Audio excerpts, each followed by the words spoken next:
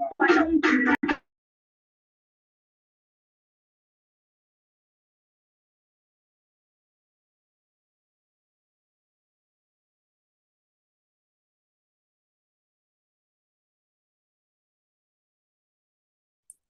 guys, good night, good night. How are we doing?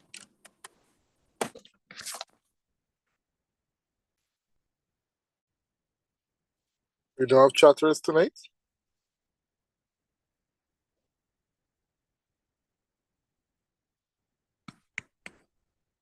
Good night, sir.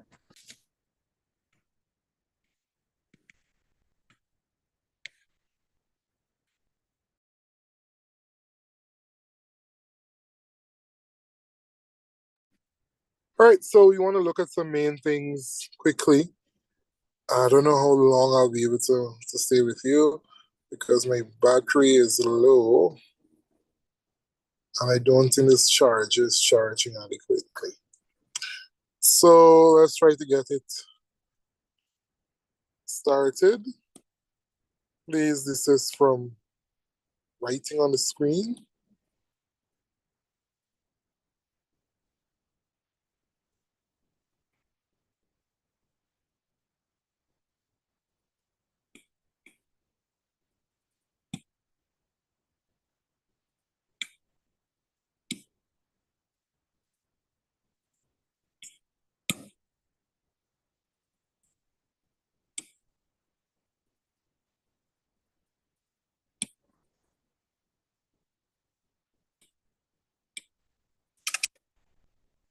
All right, so Inte Science is tomorrow.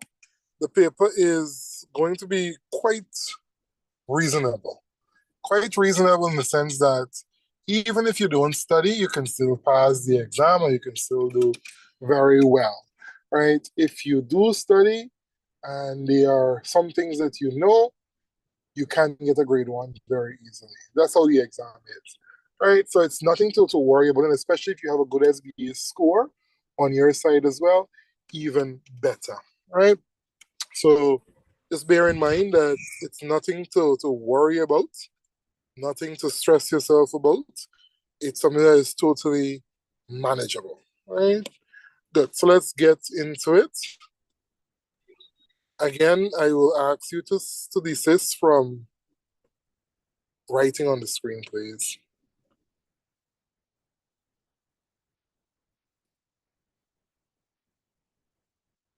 So I haven't figured out how to stop that.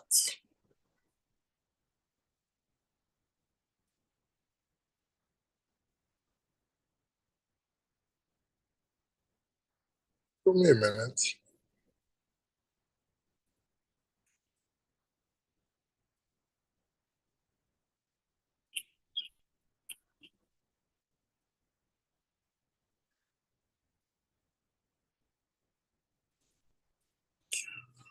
All right, so let's start with food chains and food webs. And it so happened that when I looked at your I have to put some people out now.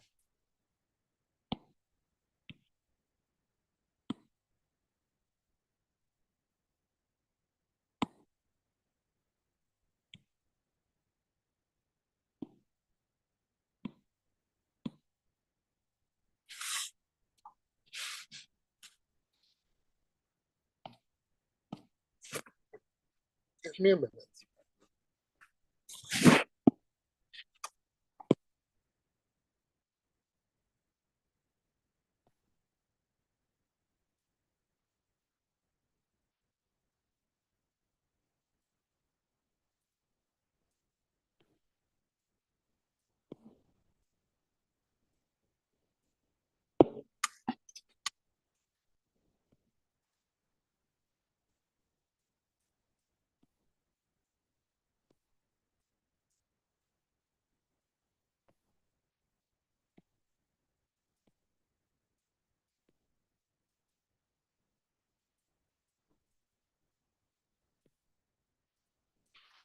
Let's go.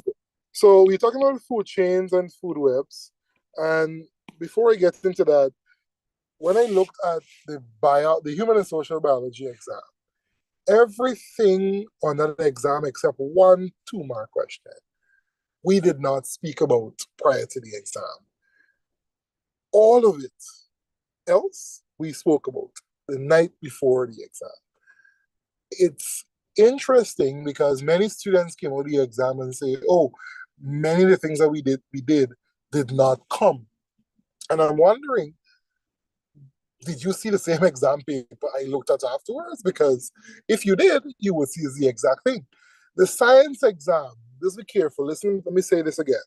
The science exam is not going to be a regurgitating exam. They're not going to ask you, what is this, what is this, what is this, what is this. If they ask you that, those questions are going to be 1 mark. Those are what we call knowledge questions. You get that 1 mark, you pass knowledge with an E. Then they will ask you a question that requires you now to use the knowledge that you just put to that question and apply it. And there's going to be a 3 or a 4 mark. All right. And when you don't answer this correctly, you go on to get a C or a D in use of knowledge. And that's where your grade drastically decreases. So what I'm going to say, while we're going to touch on some main topics, I am not sure how many I will touch on because I think I'm tired. We will try to touch as much as we can.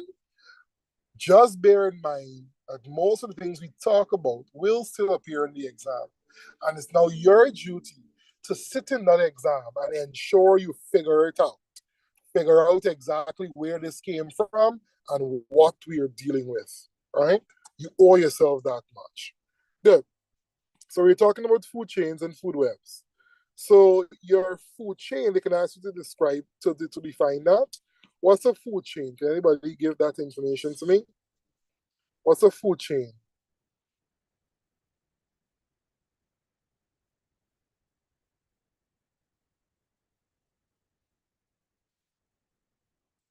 So a food chain is a simple, linear feeding relationship. So it simply is showing you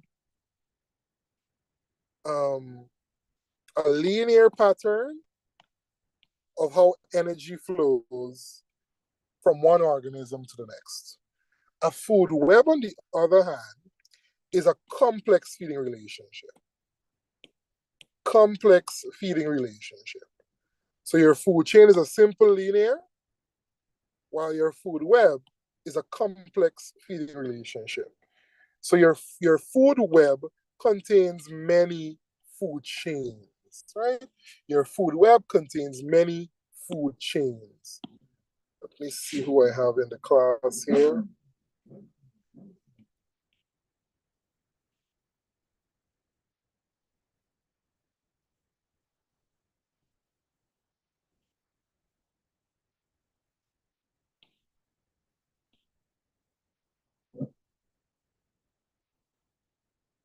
Interestingly, the persons here on the Zoom are pretty much strangers. I've never seen most of these people before. So I'm wondering, where are the usual students? Can somebody please drop a message reminding the others that the class has started? Because, sorry? Mr. Okay, sir. Okay. All right, so we said a food chain is a simple feeding relationship that is linear. It follows a line. It can be a line going across. It can be a line going up and down. Doesn't matter. Once it's showing you a feeding relationship, one organism going to the next, it's a food chain. Is that clear? So what is your food chain going to start with? Can somebody avoid writing on the screen? The producer. The producer is usually what? Plant. Producer is usually a plant, or a green plant particularly. And the green plant is creating this energy. That energy will be consumed by who? Your herbivore or primary consumer. So your herbivore, your primary consumer, let's say this is a sheep. Oh, let's put it aquatic. Let's say this is a small fish. And then what eats the small fish? Let's say large fish. And then let's put human there, right? So what is this? This is your producer. What is this? Primary consumer.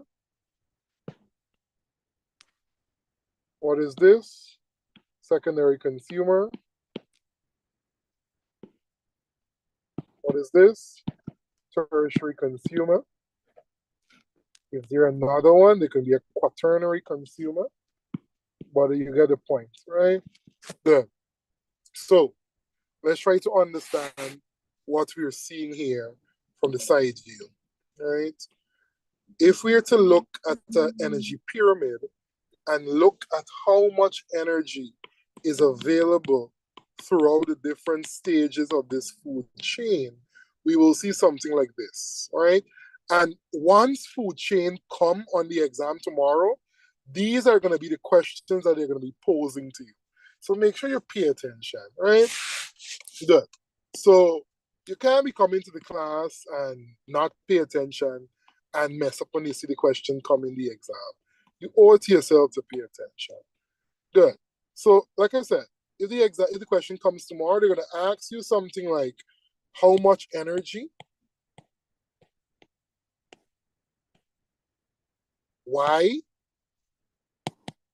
They're going to ask you, they can ask you about toxins.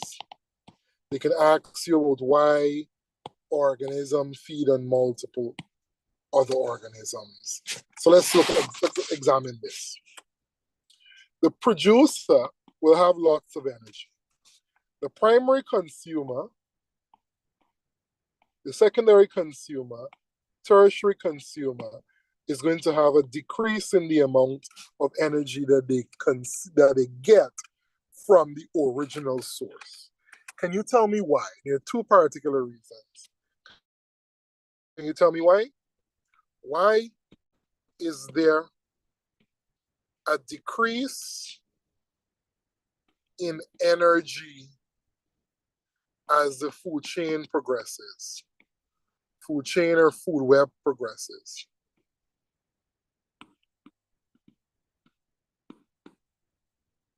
Anybody?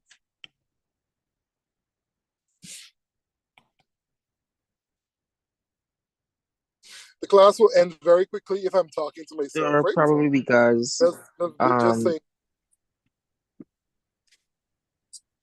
yes, sir, probably because the energy is being break down every time it's consumed by a different organism. Okay, anything else? It's being used in respiration. It's being used. Okay, anybody else? So the energy that is produced is used in respiration, is used in growth, is used in development, all of that, same thing. Secondly, the energy is also used to escape predators. All right. So let's say we're looking at this food chain again. Let's go back to that.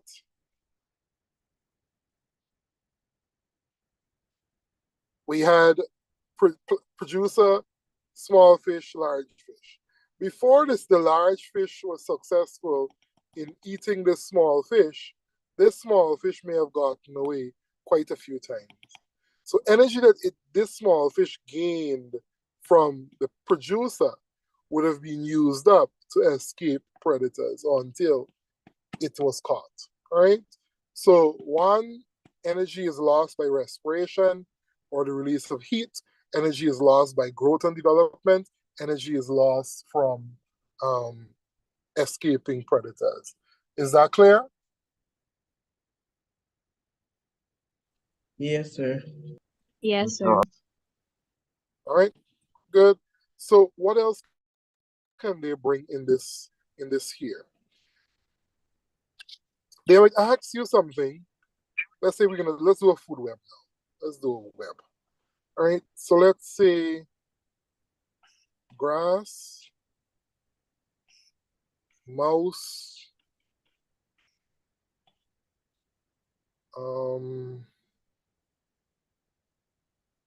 snail,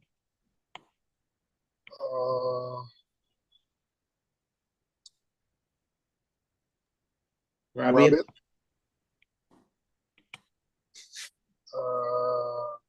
Let's say this is eaten by a small bird. A rabbit is eaten by a snake. Let's say the snake also feeds on the small bird, and an eagle devours the snake. Good. So they can. This is a lovely application question. So you are now put in a position where you have to think and connect the dots. They're going to ask you something like, what happens when this organism is removed? What happens when this organism is removed? It doesn't matter what they ask you. The reasoning remains the same. When you remove one organism, what will happen in a feeding relationship? You tell me.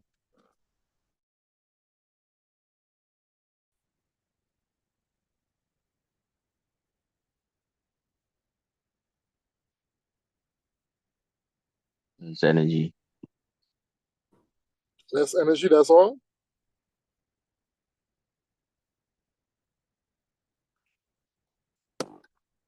All right, look at this. Let me get a different color to show you. So this mouse is providing energy to the small bird, right? By the way, before we move on, what does the arrow show? What does the arrow show? The transfer of energy. Yeah, the arrow does not show eaten by, right? And many students think that. The arrow doesn't show eaten by. The arrow shows the flow of energy through that food chain, right? So the food web. So the arrow is simply showing how energy is moving. Energy is moving from the mouse to the bird, right? Energy move from the grass to the mouse, right? So the energy, the arrow is showing that transfer of energy. Now, what was I saying? So if we remove the mouse, if the mouse is removed from this feeding relationship, what happens? There will be an overgrowth of this. Forget about the others. In this case, we have others here. But there will be an overgrowth of this if there's nothing to take away that or to eat that grass, right? So if this organism is removed, this is put a strain on. But think about it now. There's two ways you have to think about it. What is happening after and what is happening before. So if the mouse is removed, this is going to go up, right? If the mouse is removed, what will the small bird feed on? In this example, the small bird has some other options to get its energy. But if the small bird didn't have something else to feed on, this small bird had to change habitat, or what? Let's see what is paying attention. If not change habitat, what else has to be done? Would it die? The food sources. Change food or die. Those are the three options. Change habitat to find the same food you like somewhere else. Change the food, find something else if you want to survive, or die. All right, those are the options, right? So you have to factor in that. Overgrowth of this can threaten the ecosystem. If this is not present, that can threaten the ecosystem as well. Think about lizards in a population. Think about the lizards. Let's say this is lizards. Lizards feed on small insects, like for example, your mosquito, right? Sorry, the arrow is in the wrong direction. Let's say we had mosquito here. If we completely eradicated the mosquito population and there's nothing else for the lizard to feed on, the lizard population is going to decrease. They're either going to die or they're going to migrate. They're going to move away, right? So think about the question, think about the answer in such a way. What is surrounding the situation? If the mouse is removed, what happens to the population before? What happens to No, the I just population? can take out what that is. No, it's working. Kindly keep your mic muted, right? You're disturbing the session. Good. Right. So another question that can be asked, if a toxin is introduced,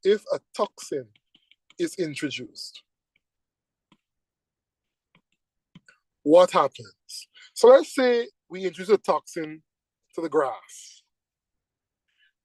Why? First of all, let's go back. Who gets the most energy?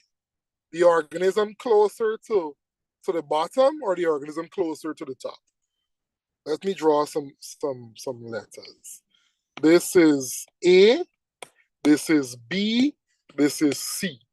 Who do you think gets the most energy? Organisms at the level A, or organisms at the level B, or organisms at level C? Level A. A, sir. Level A will get the most energy from the grass, right? Because that they're getting their source directly off of the producer. As the food chain progresses, only about 10% of the energy is passed on. What does that mean?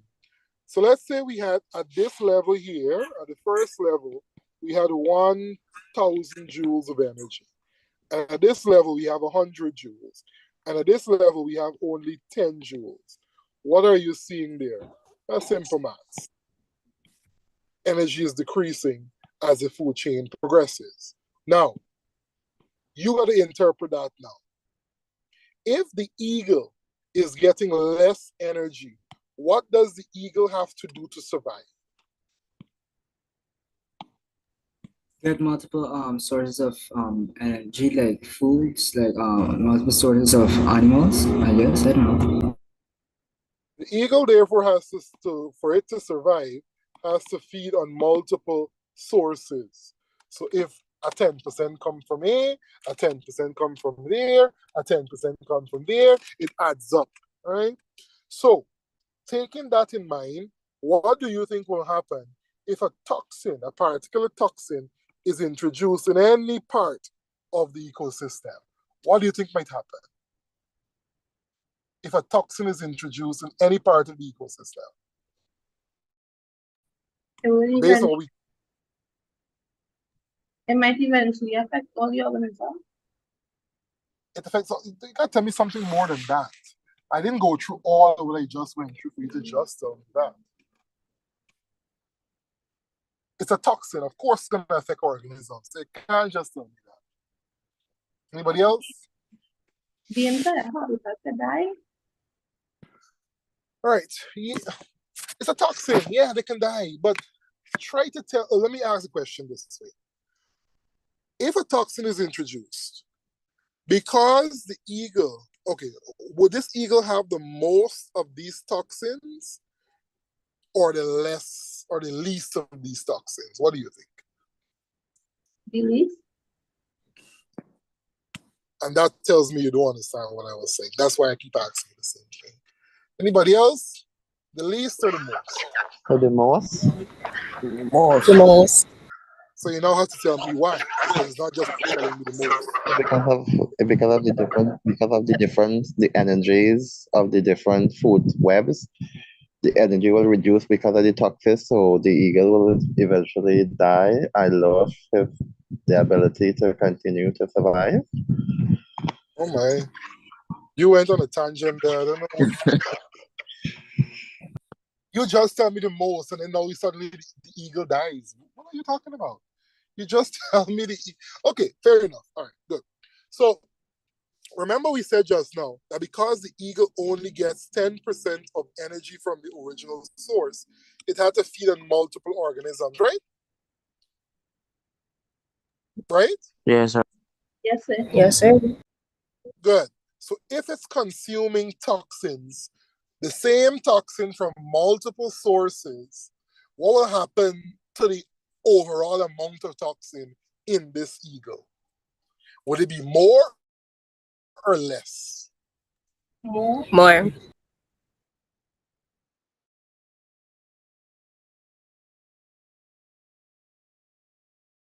If you're consuming more of the toxins in the organism, then the concentration of the toxin will increase as the food chain progresses, while the energy decreases. Well, you understand that? Yes, sir. Yes, sir. Good. And that's just probably a hard question. That came a year in the exam.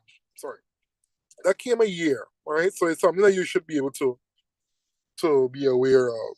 Let's wrap up the definitions: producer, definitions for the word herbivore, definitions for the word carnivore.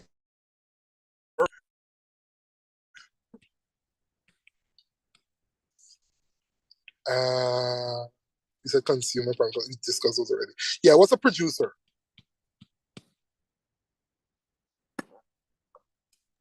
An organism that makes its own food. Producer? The organism that starts with the chain. The organism that starts the food chain, and that's usually what? A plant.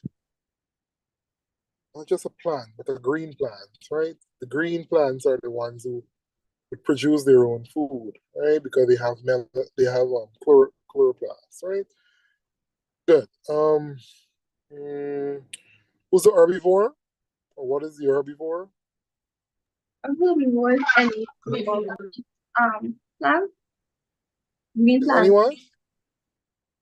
any organism that eats green plant. Any organism that feeds on plant only. You must throw in that word Only. only there. Good. And carnivore? What's carnivore? What is the carnivore? Any organism that only eat meat or animals. Okay, only eat flesh. And the omnivore? Any organism that eat both plants and animals. Plant animals. Good. So that should be it. So they can ask you, they can give you a food web until you construct 3 food chains. For example, look at this. This is a chain here. Look, there's one chain. Let me get a different color. Look, there's one chain here. This is one chain, right? This is another chain here. There's another chain here. Right? If there was a line here, there would have been another chain in that direction. So the food webs will have multiple chains. The food chain is just a simple linear feeding relationship. Are we there? Are we okay with that? Yes, sir. Yes, sir. Okay. All right. So that's that.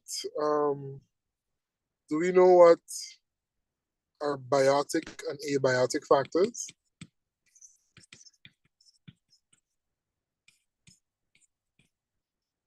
Do we know what are biotic and abiotic factors?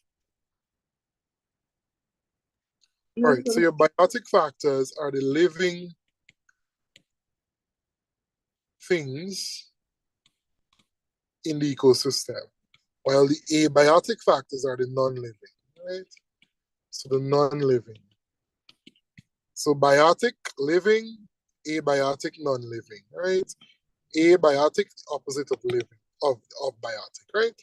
So your producer, consumers, and so on, those are all biotic, right? And then the abiotic will be the non-living part of the environment. Like what? Soil, humidity, air, water, things like that. Are we there? Yes, sir. Yep. I can ask you that simple definition there, and then ask you to apply that knowledge from that. You should know cells. I am not going to go through it, but you should know it. Just bear that in mind. They can give you the picture of a cell under the microscope and ask you to figure what it is. Anytime you see a cell that is regular in shape, and they're asking you to just name the kind of cell, whether plant or animal cell, you should think it's a plant cell, right? Anything that's regular in shape, plant cell. And if it's irregular in shape, oftentimes it will appear as circular. More than likely, that's an animal cell, right? We see cells are so small, we can't see them with our naked eye. We use a microscope to see them. A microscope to see our cells, right? The different types of microscopes. Last year or the year before, there was a question that asked about what kind of microscope that would be used, and the answer was right in the picture above. So often when you don't know an answer, just look around. Look at the question above, look at the question below, right? Electron microscopes are very good microscopes. The standard microscope you see in the lab are light microscope. They're using light to see. And the fancy microscope is using electron to scan, right? So just bear that in mind. Put that knowledge somewhere there so it exists. Good. Moving on. Let's say they talk about terms like pollination, fertilization, germination. We cover these in our revision for HSB, but we're just going to do it another time quickly. Germination, photosynthesis. I don't know why is it so late. Photosynthesis and respiration. Let's talk about those very quickly. What's pollination? What's pollination? So we have a pollen grain moving from the stigma. I hope you all realize, right, that I don't have to be doing this, I can go sleep, right? And I'm very tired, right? So if you don't want to answer my question, if you don't want to answer, you don't have to see anything to answer my question. Once you're hearing me, you will answer the question. Because whatever I'm writing, it doesn't matter, just listen, right? So if I'm going to ask a question repeatedly and nobody's going to answer me, at some point I will get tired and I'll just say, okay, that's it. Have a good exam. We don't want to do that. We want to review as much as we can review, right? So please encourage the class to continue. Good. So in pollination, we have pollen grains moving from the anther of one flower to the stigma of the same flower or another flower, right? So the anther is producing these pollen grains, and the pollen grain moves to the stigma. So the pollen grain is synonymous to what in humans? The pollen grain is synonymous to sperm in animals, right? And therefore the anther is synonymous to what in humans or animals? The male reproductive organ. The penis. The entire thing is the male reproductive organ.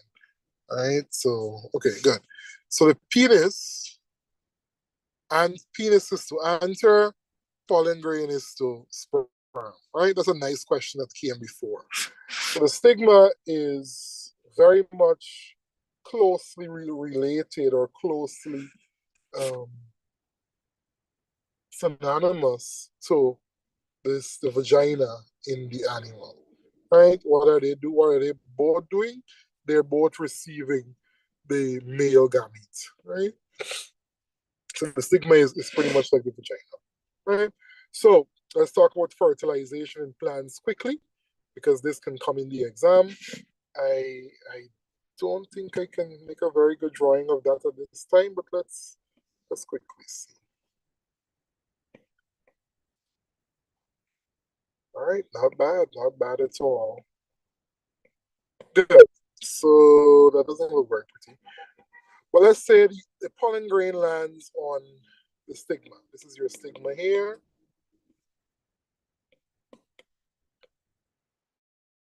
This is your style. This is the tubule on the inside.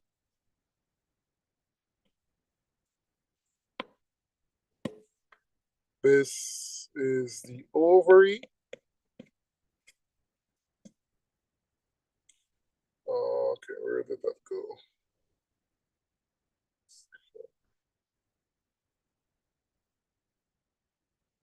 All right, good. So the ovary and then the ovule on the inside. Good. So what happens? The pollen grain lands on the stigma, which is a sticky surface that is sucked down. The pollen grain is going to be passing through the tubule. The tubule is in the style. So pollen grain lands on the stigma, go down the style in the tubule, enters the ovary, and fuses with the ovule. When it fuses with the ovule, what do we call that? So the pollen grain and ovule, that is called what? Fertilization. Right? That when that ovule fuses with that pollen, this will now be called a seed, and the whole thing, the entire ovary, will now be a fruit. The entire ovary will now be a fruit, while the fertilized ovule is going to become the seed. Is that clear? Yes, sir. Yes, sir. Yes, sir. Yes, sir. Yes. So if that question comes, you can handle that in the exam because you've been through that before. Let's talk a little bit about mitosis and meiosis. A little bit, nothing too much.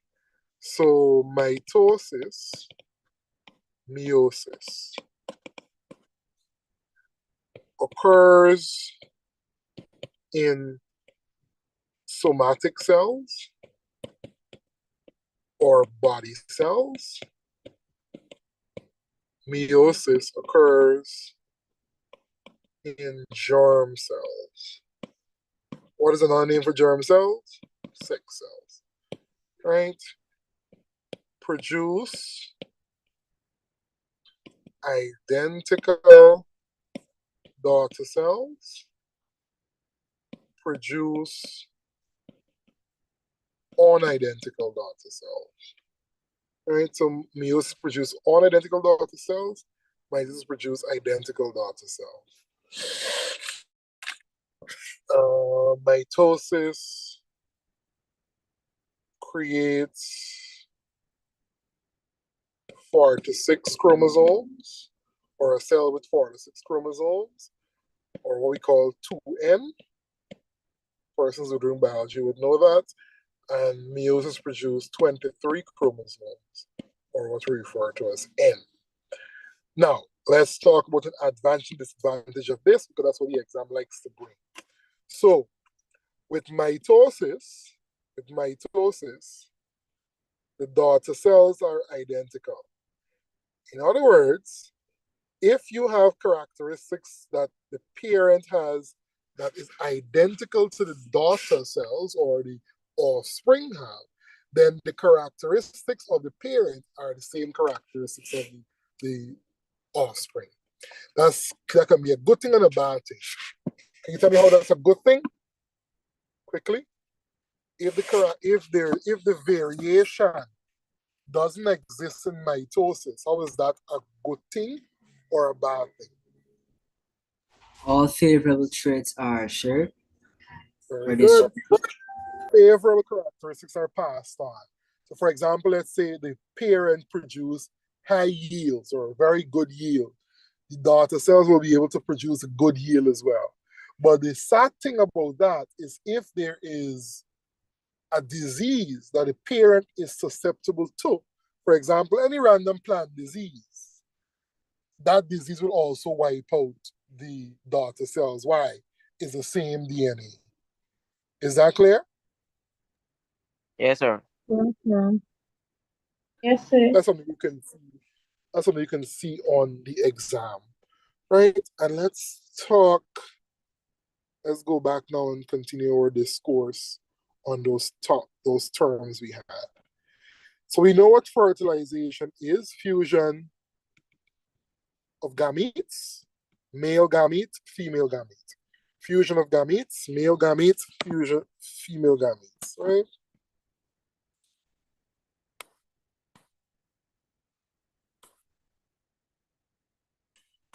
I wonder why it's sometimes dark and sometimes light. Okay. Right, so what's germination? What's germination?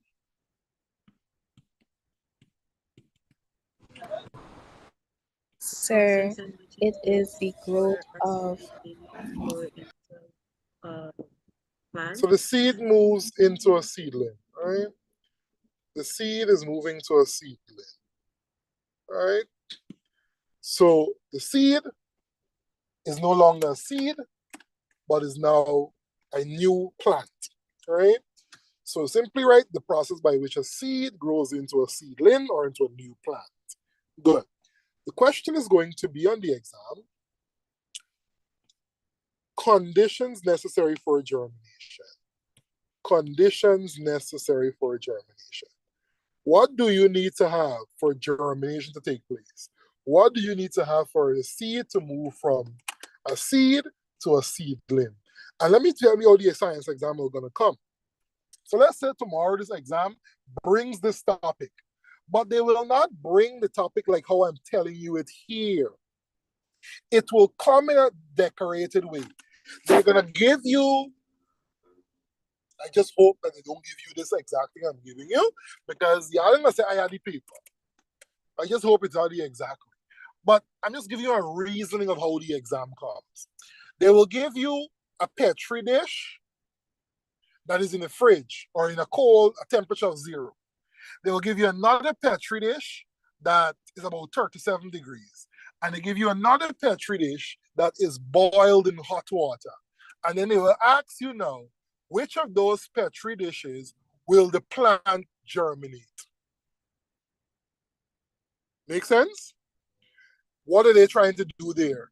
They're trying to see if you understand the conditions necessary for germination.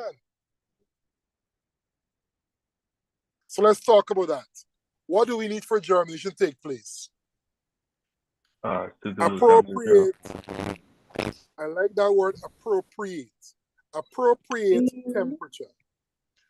We can also say appropriate pH, right? Appropriate temperature, appropriate pH.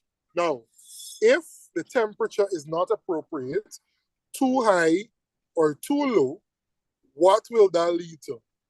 The enzyme can become denatured. Very good. Don't use the word denature, because it is, I said high and low, right? So the enzymes will be affected. If it's too high, the enzymes will be denatured. Denatured is a term we use for only when the enzymes are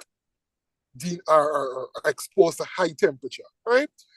But when the temperature is too low, what happens? The enzymes don't work anymore too. They work very slowly, right? So the enzymes are altered because of inappropriate temperature. Too high temperature will make the enzyme become denatured. Too low temperature will make the enzymes be slowed. Are we following? Yes, sir. yes, sir. Appropriate pH, similar situation, right? What else can be another condition for this photosynthesis? It needs oxygen. Yes, there is a need for oxygen. It looks very light, man. see something. Oh, is that correct? Okay. Yeah, it needs oxygen. Why it needs oxygen? For respiration. For what? Respiration. Respiration. Very good. So we need temperature, pH, oxygen. It needs soil too, right? Any medium No, pressure. No, sir. I think so. No. sir. No, sir. It doesn't need soil, right? The soil is not a requirement. Soil is not a condition. It needs water. That's what it needs. Water is a requirement. So why am I saying, why did I say temperature just now? Because I want you to understand that temperature is not a requirement. Can you have a seed germinating in cotton? Can you have a seed germinating in some uncomfortable situation? The seed can germinate anywhere. Once it has the other condition, it doesn't need soil, right?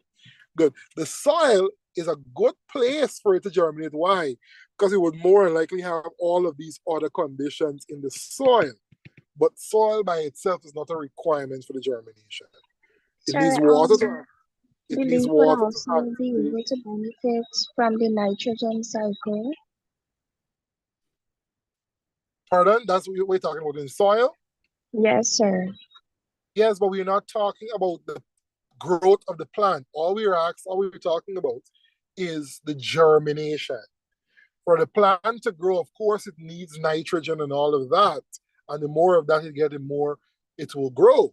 But we're not talking about the growth. We're talking about the germination process. Soil is not a requirement for germination. If it gets it, good, but it's not a requirement. Good. So these are the main ones that we're looking for in a case like this. The exam tomorrow can talk about the carbon cycle. And let's just quickly talk about that quickly. So let's talk about carbon dioxide. So the carbon is recycled based on carbon dioxide in the air. And there's only one process that removes carbon dioxide from the air. What's that process called? Photosynthesis. So photosynthesis is the only one that removes carbon dioxide from the atmosphere. Respiration is one that adds it back. Combustion is another one that adds it back, right? So combustion will come from your large factories, your vehicles, and so on, adding smoke to the atmosphere. Respiration would be your plants and your animals, right? Your plants, your animals, all of them will respire. Then, of course, your organisms are going to die. Nitrogen fixing bacteria in the atmosphere, in the soil, while there is a role, while they majorly convert nitrogen for plant use, etc., they also help to remove carbon dioxide and free up that as well. Right? So, good. That's your carbon cycle in a nutshell.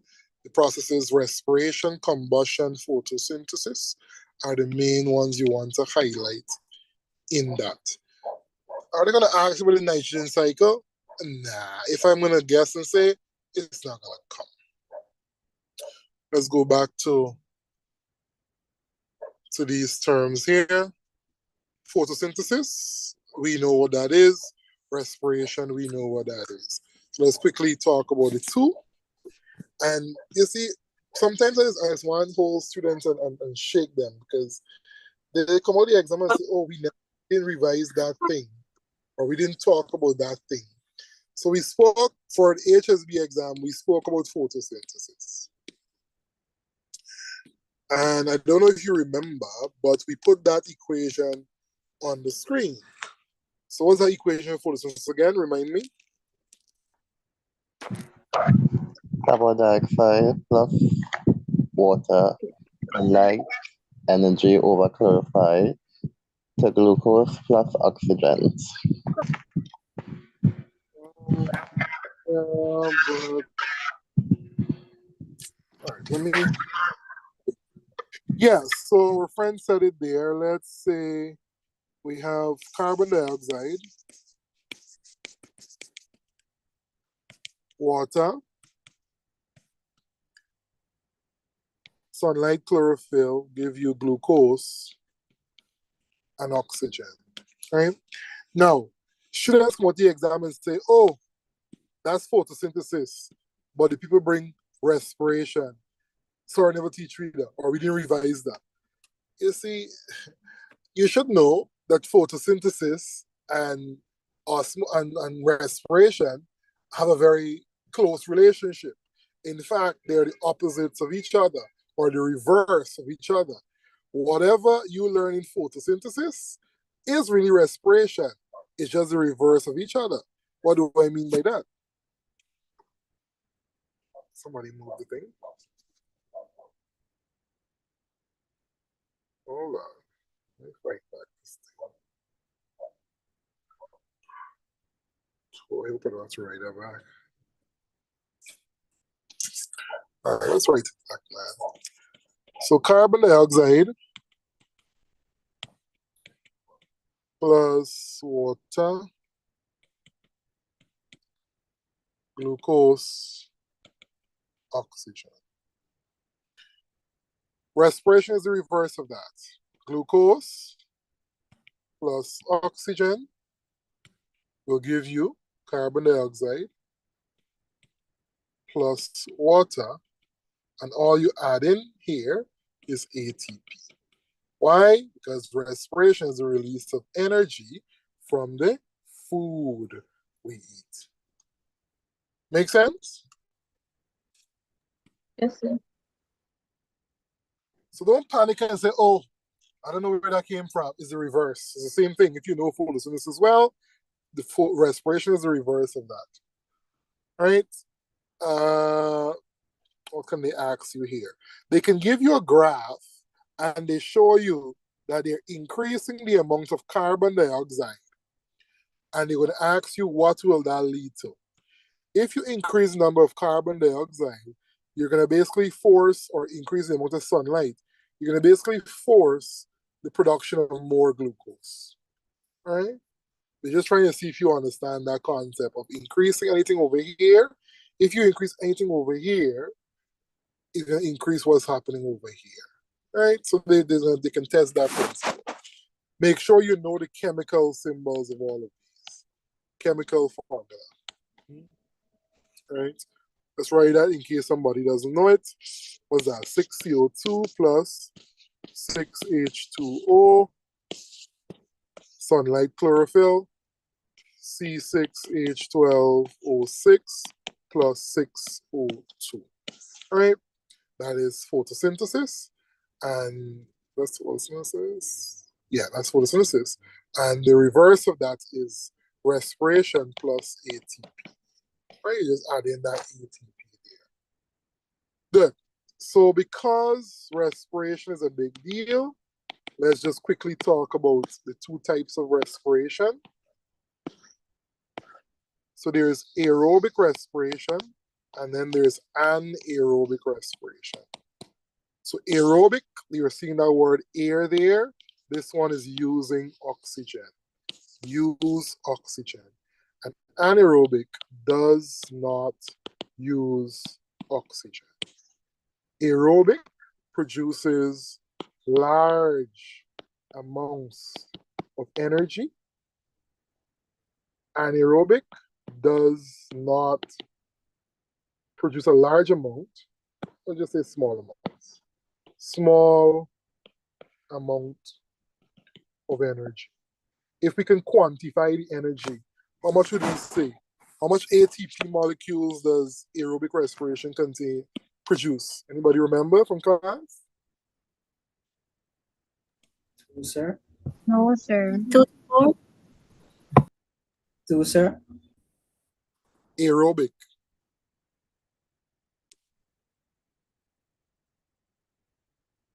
$32. More than 30. 38. Yeah, around 36, 38 ATP molecules. All right. Why am I getting this now? 36, 38 ATP molecules. And anaerobic respiration is just about 2 to 4 ATP molecules. So if you can look at 36, 38, 2 to 4, you can see that aerobic produce large amounts of energy compared to the small amounts of energy in anaerobic respiration. Now, because aerobic respiration uses oxygen, this person has to breathe in and all of that. That process has to, the oxygen has to get to the bloodstream, then the bloodstream takes it to all parts of the body, etc., etc. So you expect aerobic respiration to take time. It takes a long time. While anaerobic respiration, because it doesn't use oxygen, it does not take time to produce energy. Well, you understand that concept? It does not take time to produce energy. For example, if you're going to run, you're running a marathon,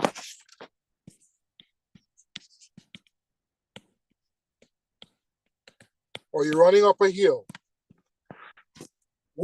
or you're running a race, which type of energy, which type of respiration rather, will kick in first? Aerobic respiration or anaerobic respiration? What kicks in Anaerobic. Anaerobic. Anaerobic respiration. And we understand why, because it does not require oxygen. But the problem with anaerobic respiration is that it does not produce a large amount of energy. And because it does not produce a large amount of energy, it cannot sustain the body for a long period of time. Does that make sense? Yes, sir. Yes, sir. Yes, sir. So that is where now the body will need the aerobic to kick in, right? So once the body starts to get large amounts of oxygen, it can then produce large amounts of energy, which is more like sustainable, which can be able to produce large amounts of energy to get more work done, right? Good. We're running up this hill. We're running up this hill. Can you tell me changes in a person's body as they're running up this hill?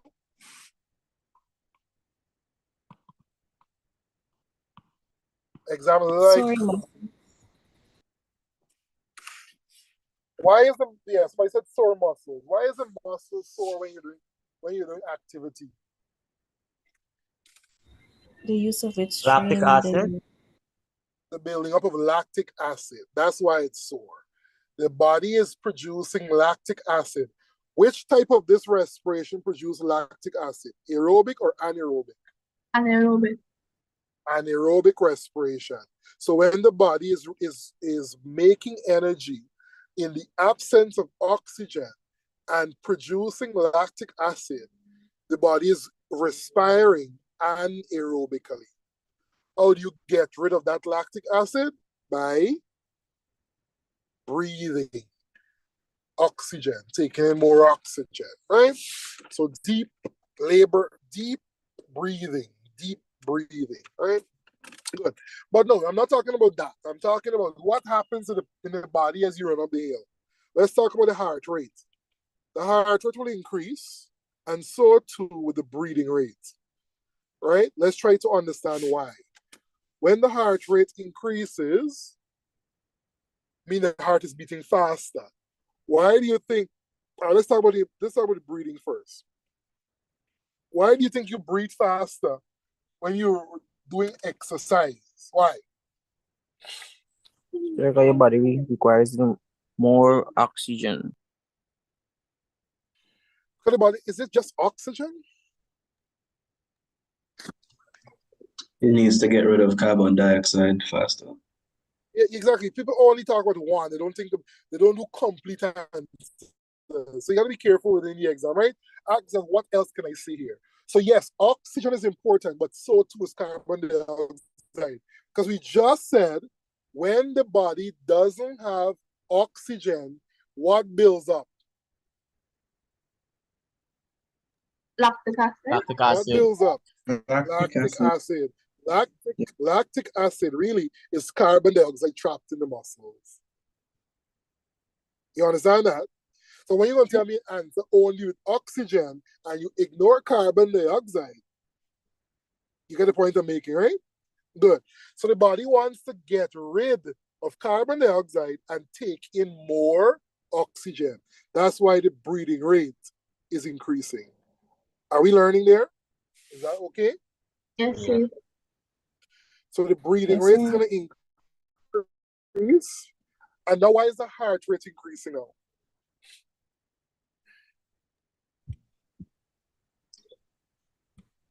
Blood rushing to the heart. Why is the breathing rate To increasing? Why is pump the heart? oxygen. Because remember you got oxygen in, right? And then gaseous exchange took place. What's gaseous exchange? Anybody remembers? So those are two terms CXC love to ask for you to differentiate between.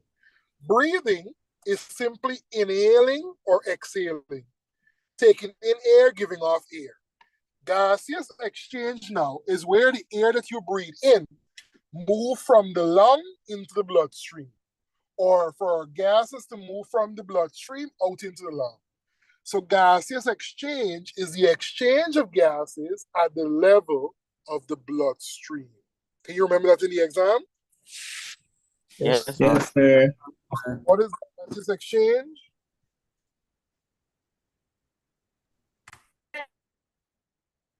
Exchange of gases at the level of the Bloodstream. Bloodstream. bloodstream. and breathing is just simply taking in and giving off air, right? So when the carbon dioxide, when the oxygen, let's talk about that. When the oxygen gets to the bloodstream, the oxygen moving now from the lung, when the oxygen gets to the lung, it now has to go into the bloodstream. And what component of blood transfer the oxygen? Platelets. Red blood blood cells. cell. Red blood cells, right? So your red blood cells, what is a platelets just now? Operators didn't hear that. Your red blood cells will transfer your oxygen and your carbon dioxide around the body, right? Good. So why we want to put that into the blood? Why exactly is oxygen going into the blood? Because the blood will go everywhere, right? And where exactly do we want that oxygen to go to? The muscles. Muscles, very good. Because the muscle will need to do the work. The muscles will need to do the work. And when the muscles do the work, what type of organelle in the muscle will be abundant? Anaerobic. What organelle will be a lot in muscle cells? Mitochondria. Very good. Mitochondria. Mitochondria will be high in muscle cells because mitochondria is where the powerhouse of the cell. That's where energy is released, right? Very good. Now, as we touch one topic, I'm remembering to touch on another, and we're gonna talk about it that way. So let's see where one thing is leading to. So blood, you can ask you to define that in the exam. We know blood is the liquid medium that transports substances around the body. We have red blood cells, white blood cells, platelets, and plasma. Red blood cells transport oxygen, carbon dioxide. White blood cell protect from disease or infection.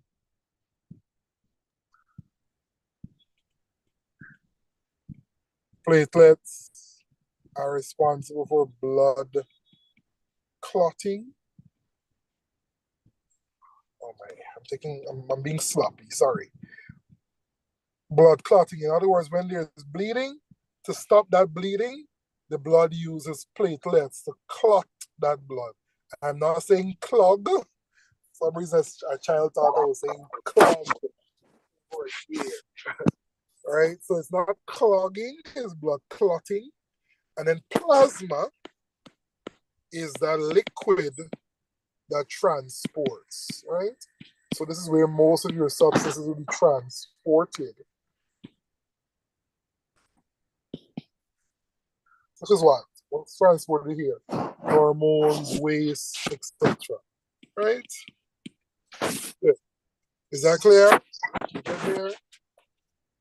Yes, sir. All right, let's try to go back and look at something else. Let me see what else I did. So we covered the respiration, we covered the photosynthesis, covered that. Okay, good. All right.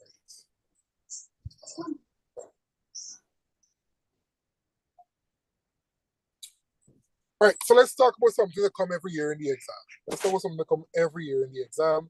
We are shifting from the biology part of this thing now and go to straight to this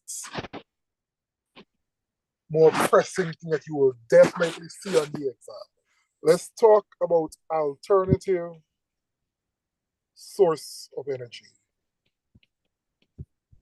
This is a topic that you will always see on the integrated science exam every single year, right? Give me examples of your alternative source of energy. Solar, Wind, biomass, Thermal.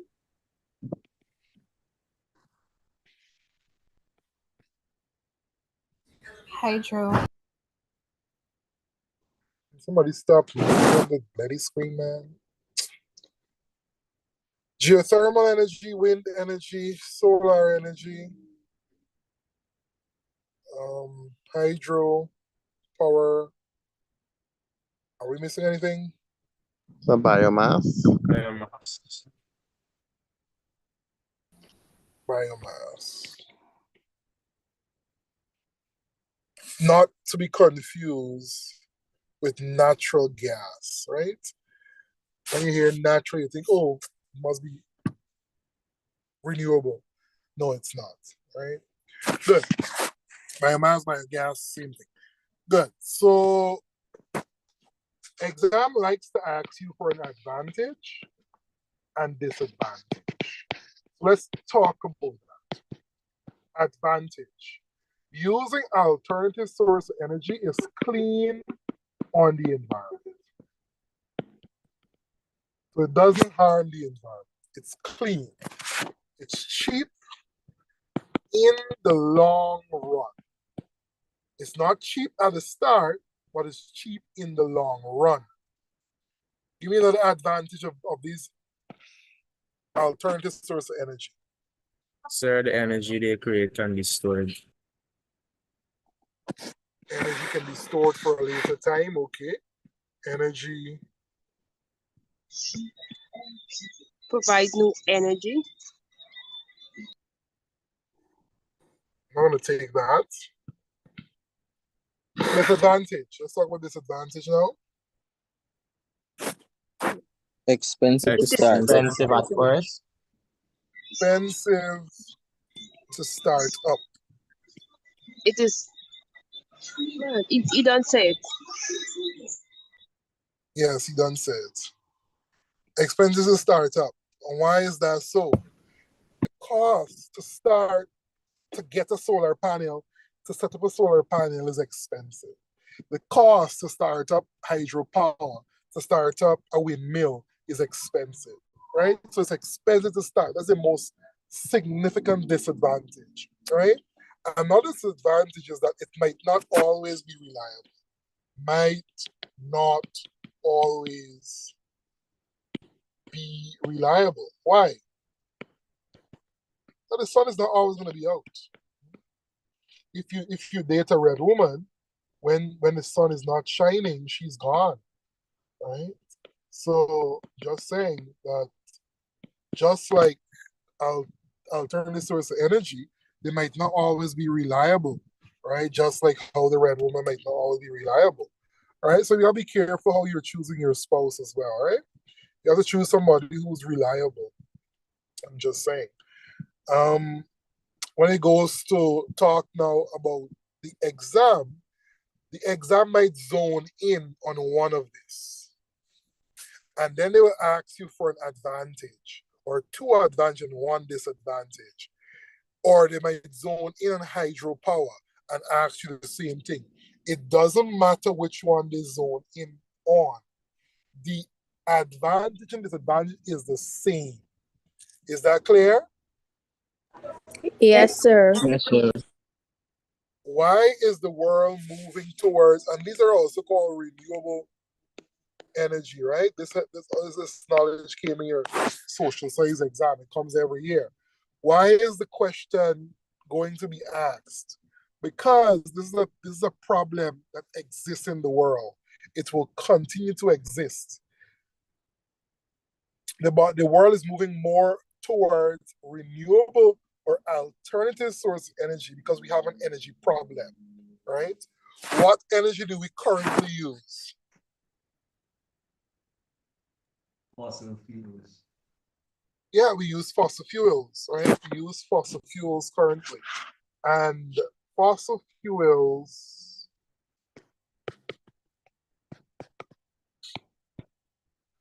what's the problem with that? It's bad on the environment. In other words, you can see on the exam. They cannot There's deliver. non-renewable. Sir, the burning of fossil fuels release greenhouse gases on the environment. Which contributes to acid rain.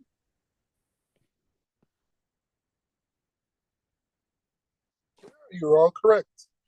All right.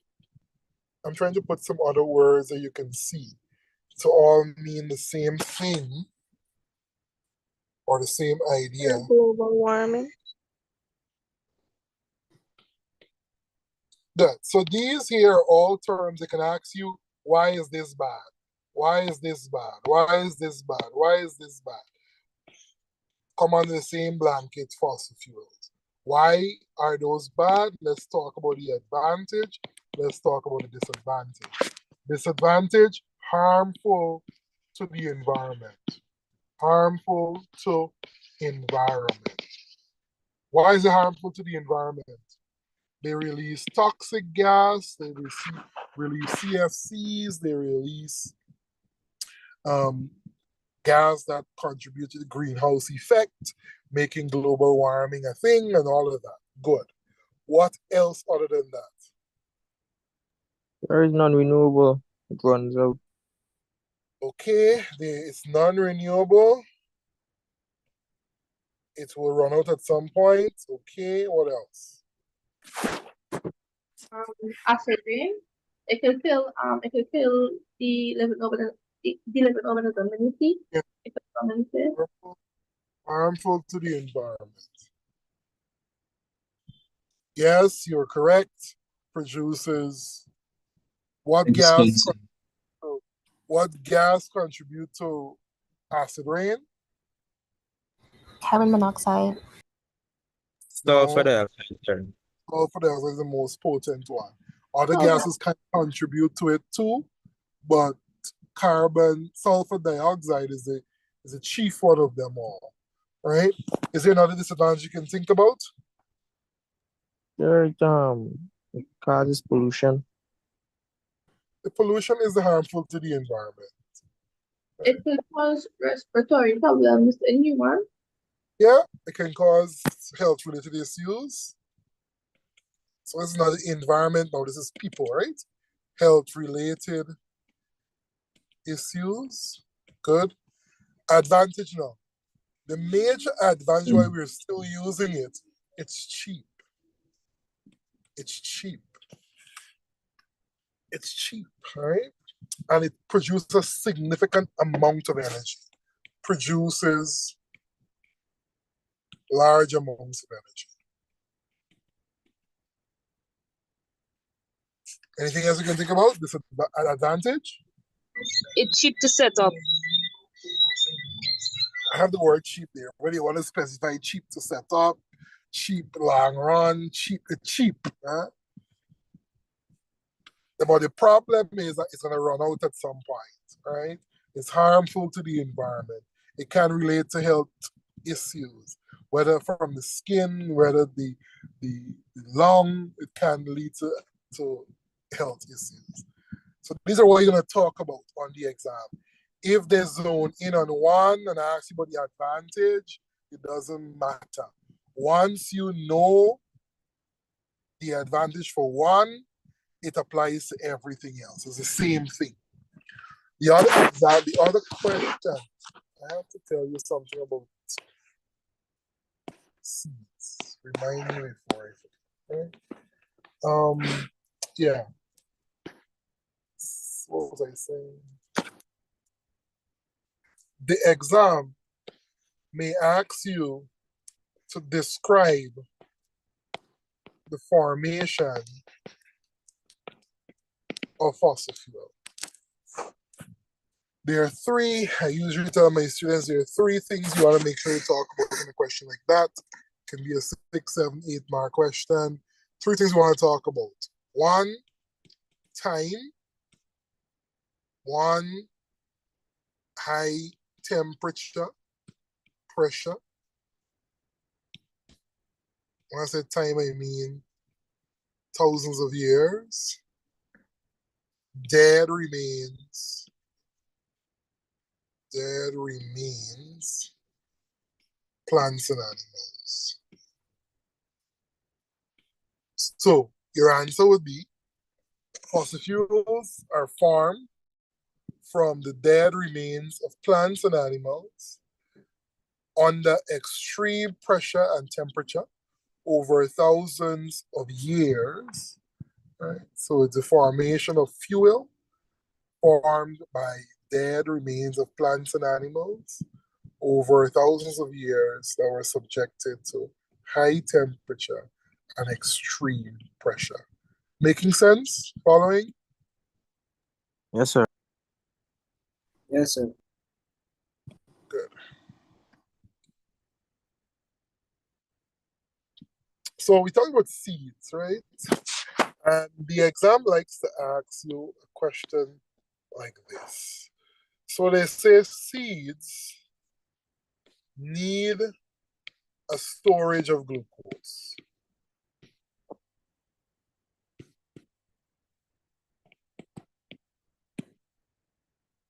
And then they say animal embryos do not. Do not. Why?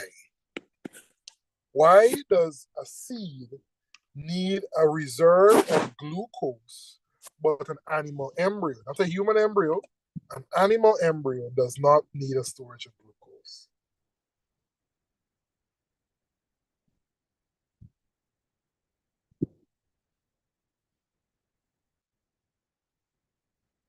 I'm hearing crickets. This is something I preach about several times in my class. Sir, the seed would need a energy source to reproduce. To reproduce? What is reproducing? To multiply. Multiply. Okay, that's a better one. I can accept that one. But to reproduce, when I say what multiplying by the way? To grow and grow in. That's a better one. Stop talking after this and grow. That's fine. Buy it. Total correct. Good. So the plant has to grow. That seed has to grow from a seed to a seedling. It needs some amount of energy stored in that seed to do that process, right? Once it starts to produce its own leaves, that plant now will be able to do what?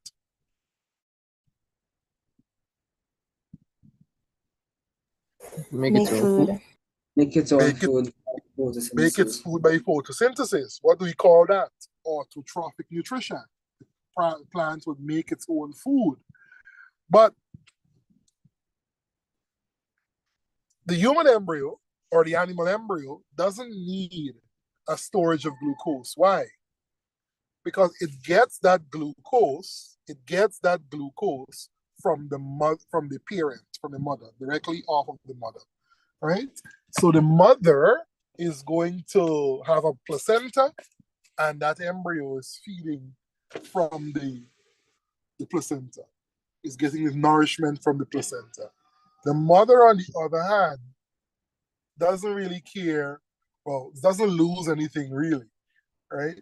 But in the case of the seed doesn't have a mother to give nourishment through a placenta. The seed has to have a storage of glucose to get it to the process where it can develop leaves to make food for itself. You think you understand that, students? Yes, sir. All right, good. So your graph is going to come. Your graph is going to come. Make sure you're able to sketch your graphs. Take your time. Graph is going to be under the exam. Let's talk about food testing quickly. Food tests. So when you have a blue-black color, what does that blue-black color tell us? I think it's protein. My The God. presence of starch. Sugar is present. Oh my Lord, Starch stop. is Stop. present. Stop talking. Let me do it. Let me show you. Blue-black color is more black than blue. A blue-black color means starch is present. Blue-black color, starch is present. What do we use? We use iodine solution. Blue-black color, starch present, we use iodine solution. Purple color, protein is present.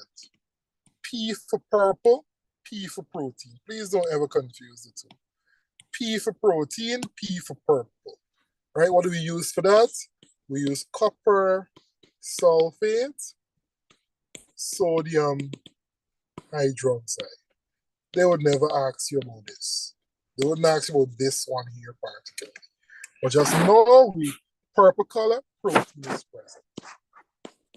Brick red is really a rust brown kind of color. You wouldn't see them write rust brown, but you will see they will write brick red. The brick red is like the clay brick kind of red, which is really a rust brown color. When a brick red color is present, simple sugar or glucose present. What do we use for that? Benedict's solution. Screen grab that. Remember that. Know it. It comes with a few marks. You have to apply it. Now, let me show you how y'all want some lashes. We spoke about this for the HSB exam. You went to the HSB exam and the people tricked you. They said they're testing the urine of a person. And when they test the urine of a person, they found a brick red color. Why is there a brick red color in that individual? Tell me. They probably have diabetes. Person has diabetes because the urine has glucose. the urine has glucose. The only reason why the urine will have glucose is the person has diabetes. And they're asking you what disease the person has. Diabetes. Yeah. Anyway, let's talk about some food source that give you starch. What are some food sources that give you starch? Plantain. Sweet Cereal. potatoes. From all your ground Bread. provision, So can bread, roti, rice, your cereals, good. Protein now, what gives you protein? Egg. Chicken. Lentils. Fish. Food from animals, fish, protein, fish, milk, cheese. What am I saying? Chief ones would be your food from animals, chicken, fish, eggs, good sources. Milk, also very good source of your protein. Your beans, your peas, and so on for your persons who are vegetarian is also an excellent source as well. Are we there? Are we following? Yes, Yes, sir. sir. Good. Everybody knows what's glucose, so I'm not tell you that. They will never ask you what is a good source of that. What else I want to talk to you about? So there'll be a drawing question somewhere there tomorrow. Have you ever seen what the villus looks like? Yes, No, sir. sir. No, sir. Before you go to the exam, make sure you see it. It's a finger-like projection with small blood vessels around it. And that is just trying to show you that as blood, the villus is what does the absorption of nutrients in the small intestine, right? So as the nutrients enter the bloodstream, the villus is allowing for those dissolved nutrients to be put into the bloodstream or to be transferred to the bloodstream, right? So the villus is what allows for absorption to take place, right? Let's talk about that. Let's look at these words quickly. Digestion, absorption, excretion. That's why I'm beat y'all up, you know. You will see the question in the HSB exam that asked about, wait a minute, man. I asked about these same terms. Y'all saw that question? Yes, sir. Did you get it right?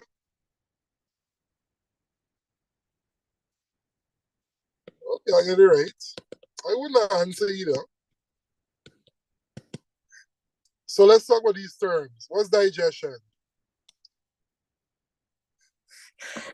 The breaking down of large food compounds in Process. So always try to make a complete answer. It's a process that, yes, correctly said, break down large food into smaller soluble substance, right? Small soluble substance. What soluble tells you? Liquid. No, not really liquid, but it can be dissolved. So small soluble molecules are molecules that can be dissolved. And why do you want the molecule to be dissolved? so absorption can happen. Not really, but when So it can be absorption sent out through the blood. so it can go into the blood. That's the answer. So it can go to the blood.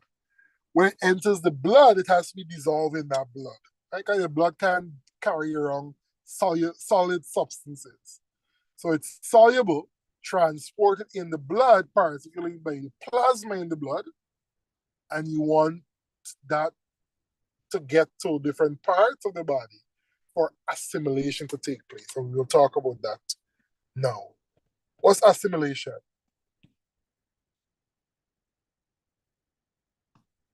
Sir, nutrients entering the individual cells of the body. So assimilation is where you have nutrients, for example, glucose, amino acids, entering individual cells of the body, fatty acids entering individual cells of the body. So these things have been broken down now, and now they're going into the individual cells that need them. That is assimilation. What's absorption now? So it's digestion, then absorption. So absorption is where those soluble substances enter the bloodstream. Digestion is where they break down into soluble substances. Absorption is when the soluble substances enter the bloodstream. And then the blood will take it to all parts of the body. When it gets to all parts of the body, then you have assimilation taking place, where the soluble substances now enter the individual cells. The cells will take up those soluble, useful substances. Then you had excretion and egestion. What is excretion?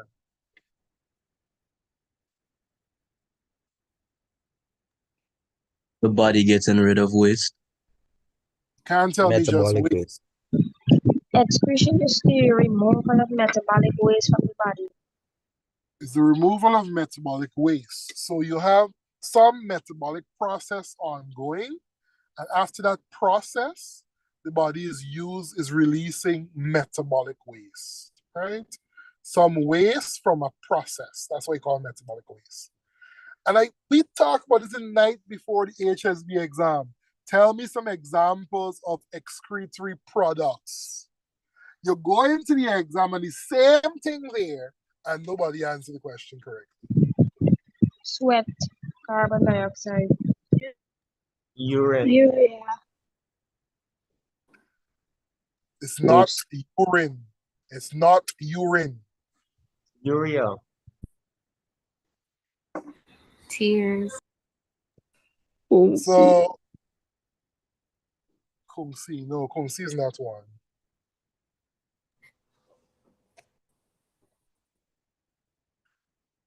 So you have sweat. Carbon dioxide. You have urea. You have carbon dioxide. You have water vapor. You have to also know which organ it's coming from, right?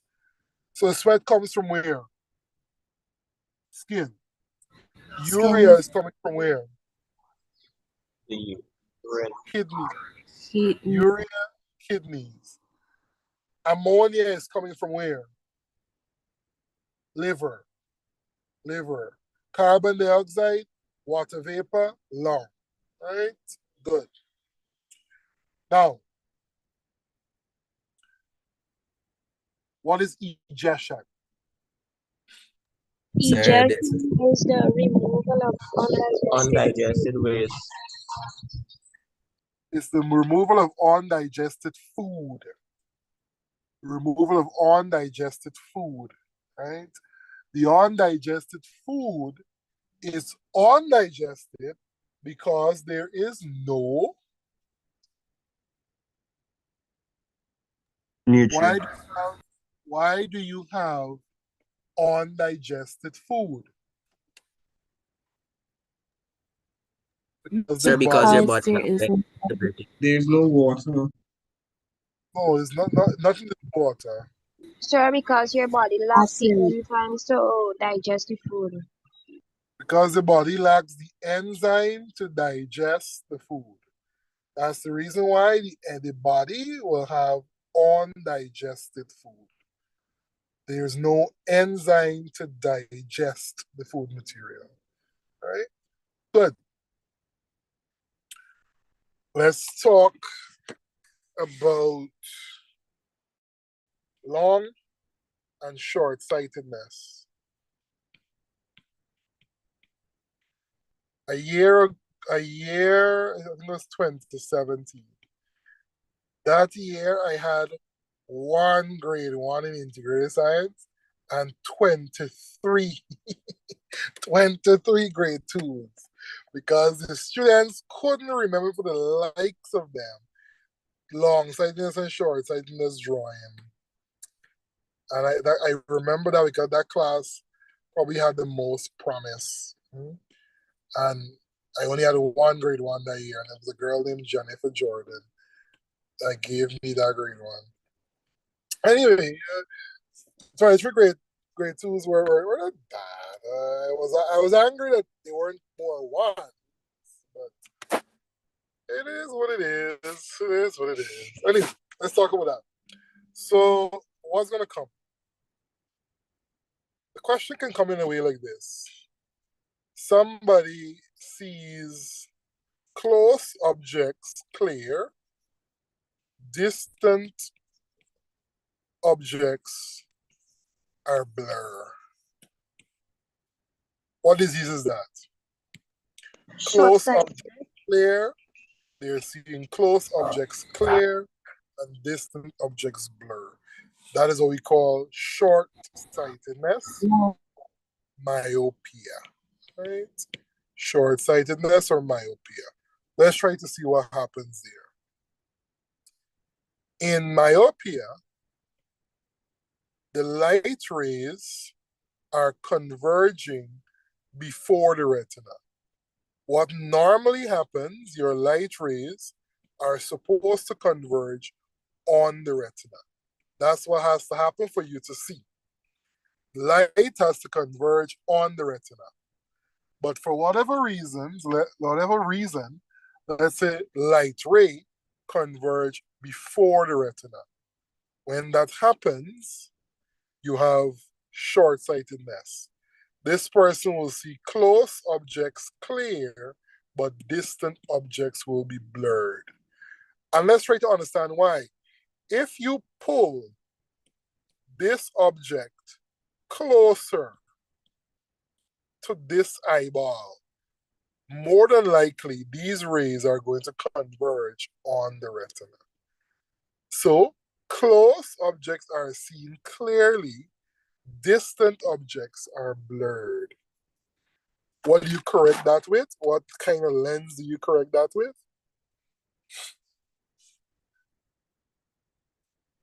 Concave. Concave lens.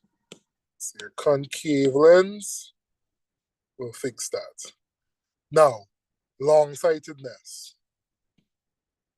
Long-sightedness, the light rays not converging on the retina, but is converging beyond the retina. It's not actually converging after the retina, but it's just not converging on the retina or before the retina. So we are guessing that if we were to continue, it will be converging behind the retina. So this person will see far objects clear. It makes sense. Far objects are going to be clear because the far you move the object away, the more likely the rays are going to converge on the retina. So what is short-sightedness? Recapping, what is short-sightedness?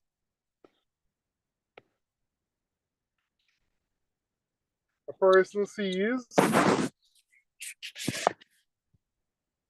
close object clear and far objects blur. Close objects are clear. Close objects are clear. Far objects are blurred. That's short-sightedness. And in long-sightedness, the person sees far objects clear and short objects blur. Clear. Distant objects are clear. Close objects are blurred. How do we correct that long-sightedness? The use of a convex lens. Convex lens. Is that clear? Yes, sir. Yes, sir.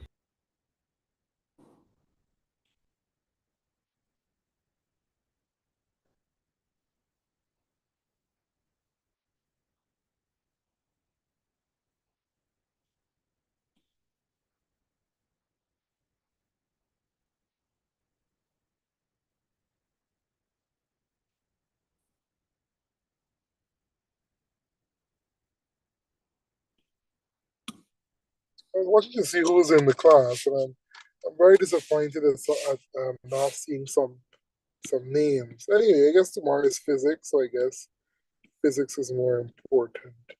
Miss Pile, are we okay?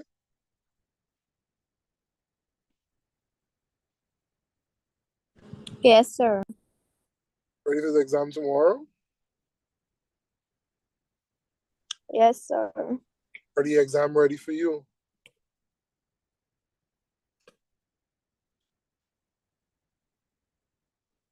Is the duration? I think the exam ready for me.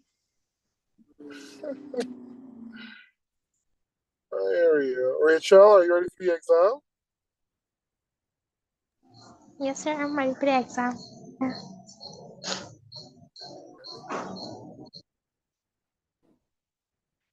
Miss Williams? Yes, sir. Okay. If anything goes wrong, remember you have a very good SBS score to keep you. So if anything, we message in the exam. Hey, stop it. Hello, listen. Sir, I'm not, sir, Stop, I'm right. I'll help you out. I am too good looking to go to jail. I can't survive in jail. Don't do So it. don't lie to yourself. Don't do it to me. So listen, you're on your own. Inte is the cheat for. Inte is simple things.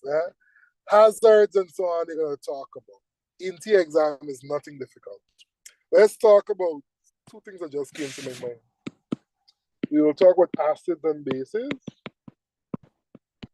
We will talk about metals and non-metals. We will do some calculations.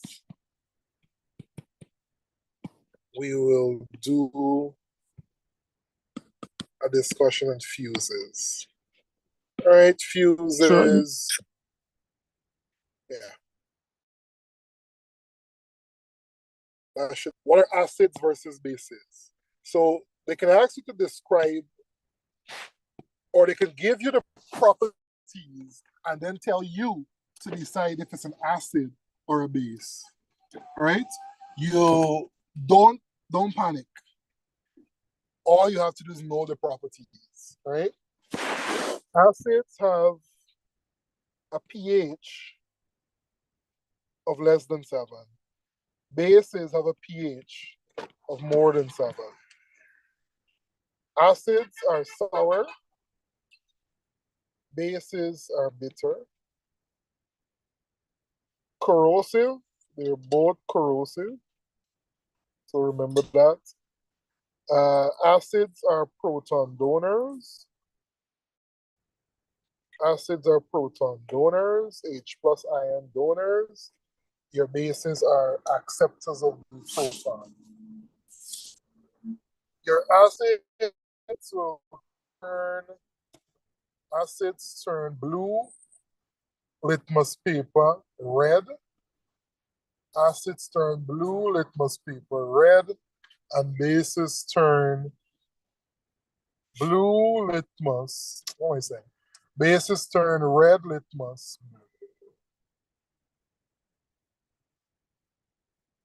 Let's recap that. Acids have a pH of Less than 7. Less than 7. base have a pH of More than 7. More than 7. one is sour, Acid. bitter, Base. which is corrosive, Both. Both. Oh. which turn blue, litmus red. Acids. Let's talk about metals and non-metals now.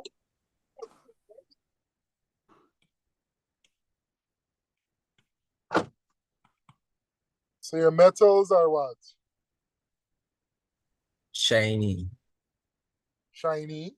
Non-metals are going to be there for Wood. dull. Metals have high boiling and melting points. Non-metals obviously are the reverse of that.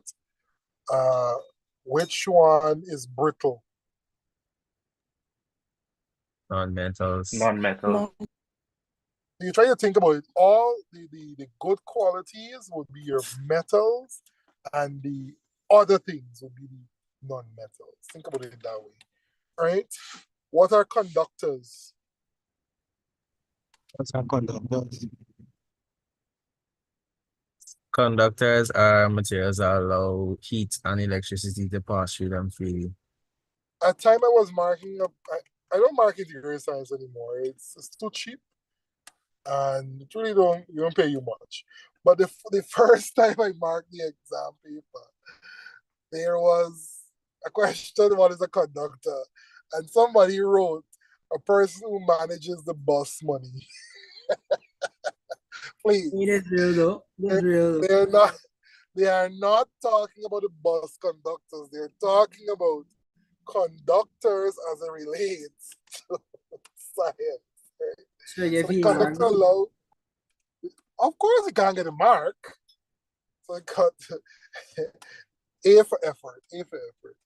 So the conductor allows for the flow of electricity or heat, right? Some of them do it better than others, and your non-conductors are what? Or your insulators are what? They do not allow for the advantage of electricity and heat. So the exam is not going to ask you that specifically.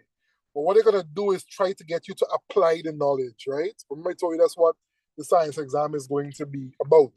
So it's not just about saying, oh, this man didn't teach this thing. I will not be able to teach the exact thing on the exam because I don't have the exam paper in front of me. But you have to be able to guess what is being asked of you based on what the question in the section is talking about and based on what the topic is. For example, the people bring a beaker on a stove and they have different materials in different beakers. One of them has a metal rod. One of them has a metal rod with, no, let's say one of them has a metal rod. One of them has a glass rod. One of them has a rubber rod. And one of them has a wooden rod. They're asking you which of those rods will conduct electricity faster. What's your answer going to be? Metal rod. Metal rod. Because everything else is an insulator, right? That's applying the knowledge. So that's how the exam is going to differ tomorrow. It's not just about asking you to regurgitate a definition. You have to learn how to apply, right? So your insulators would not allow that passage, right? Good. Let's talk about the calculations now. So I require you to learn two formulas, basically. Here and PIV. Here is voltage equals to current times resistance. Isn't this Hakem McCrae, the boy from Saints? Yes. Yes, sir. You can't tell me you got me tomorrow with a grade 1. You're not registered at Chase, so your grade 1 doesn't come to me, it goes to the school. So you can't tell me you got yourself a grade 1 tomorrow. Say that. Don't say you get me a grade 1 tomorrow. I would not even see the degree. Anyway, moving on. Yes, Ma, you go get a grade 1 tomorrow. Volt is voltage, V is volt. I is what? What's I? Current. Current. What's R? Resistance. Resistance. What's P? Here. Power. So it's a peer. Here is a good one. No, P is power. Power. I is current again, and V is volts, right? Okay. So you need to know both of the formula because you might have a question that requires you to use both of them, right? So you have to be able to be knowledgeable about both. So let's talk about what measures what. What is the unit for voltage? Watts. Somebody just said watts. My God. The unit of voltage is volts, right? Not rocket science. Yeah. Voltage, volts. Good. The unit for current is what? How do we measure current? Ampere. Ampere. How do we measure resistance? OHMS. Or the same thing, like Right. What's the same thing? A sharp. Okay. How do you measure power with? watts. I don't know nothing. I said they know nothing. Somebody else know nothing, so don't worry, it's not your load. Oh, no. Power, watts or kilowatts, huh? I see a man join the Zoom just now, right? This man enjoying class since the year start, right? The man joined the Zoom just now, you went talking about something. The man was a look wrong, was like, nah, this will make it. The man dip. The man left the class as soon as the man come in the class. It was the same energy the man coming with the man gone. I was like, nah, it's making sense. Anyway, power is what? Me gonna call no name, you know. Me gonna call no name. I was about to call the name, but I wouldn't do it. I wouldn't embarrass Paul like that. This is the way they don't want it, though. Power. No way. Power is measured in watts, or you can see kilowatts. Again, current is measured in what? Amps. And your Ampere. voltage in volts, right? Let's work a question out. So let's say a blender is rated at 50 watts and has a voltage of 115. What is the resistance? CX question wouldn't be this hard. My students always for the exam and tell me that, oh God, your question is so hard. The CXC exam, easy, easy, easy. And then they get grade 2. Azad? Moving on. So how do we do this here? So this is why you have two formula, right? This one here will have two unknowns. Do we know what the V is? Yes, we know what is V. Do we know the current? No, we don't. Do we know the resistance? We have to find for that. So this one has two unknowns. We can't use that. But if you notice this formula here, it has power. Rated watt is the power, right? They gave us the voltage. We can find for current and then put current for the current answer in the next equation. Make sense? Yeah. Yes, sir. Cram both of them, right? And the thing about CXC is they'll give you the formula, and when you write back the formula, you get a 1 mark for writing back the formula that they give you, right? So it's nothing hard. So again, let me go do it. So it's 50 equals to, so write back your formula, PIV, 50 times, we don't know what I is, but we know what volt is, 115. We make I the subject of the formula by getting rid of that.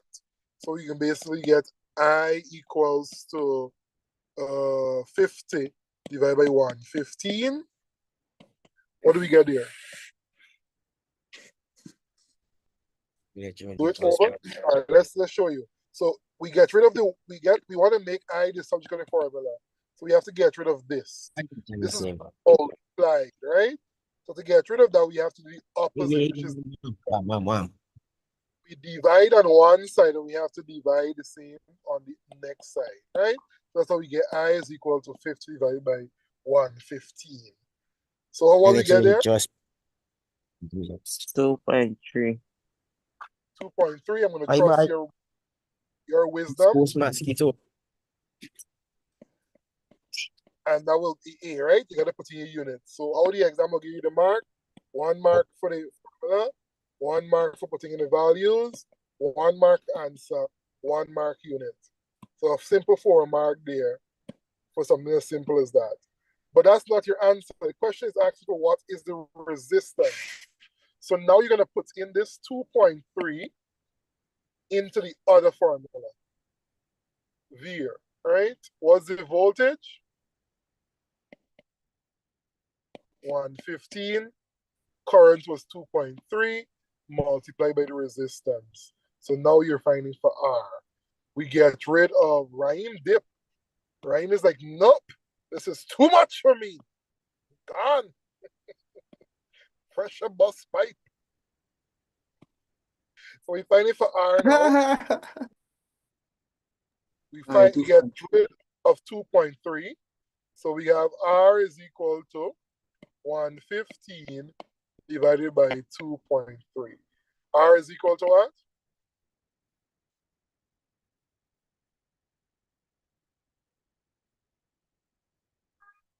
What do you think? Calculate the quick, man. Sir, 50. 50. All right, good.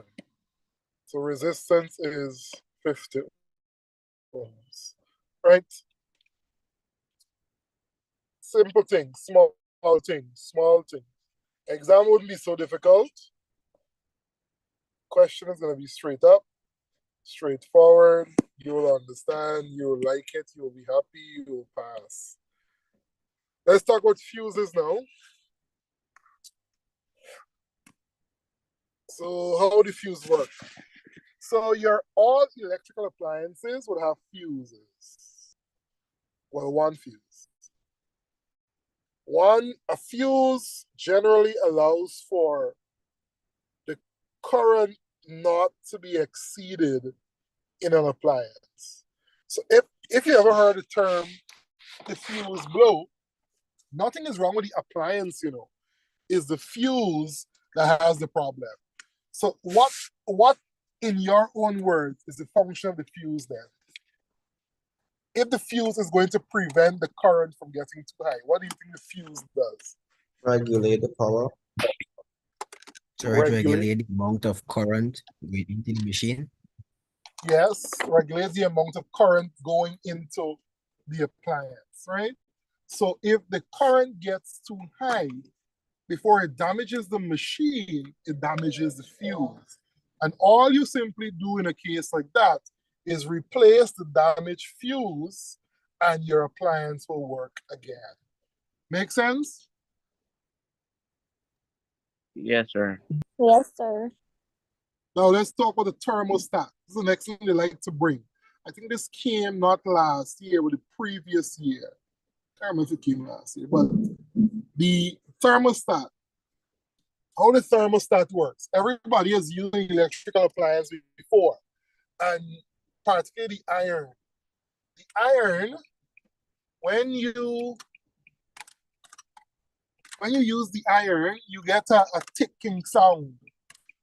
Tick, come on, tick, come off. Why? Sir, this not the I think it's the breaking of the circuit The when it overheat. bimetallic strip in the thermostat breaks when it overheat. Yeah, the circuit As heat breaks and come then in, the when it strip that cools start to down. bend, the circuit All right, break up, y'all and sound they like you finish. know what y'all talking about. It's a little confusing, but you know what you're talking about. I'm proud of you. Sounds as though you had a very good looking teacher. Yeah. I'm not saying that's me, but sounds like you had a good looking teacher. Right. So your thermostat regulates the amount of current. All right. So let's say the thermostat has this fancy mechanism, a bimetallic strip. We hear a bimetallic strip. What do you think about? Bi. Two metallic strips. A strip that has like a metal rod, like a metal rod with two strips. Good. So these two strips have different boiling points. And when heat gets too high,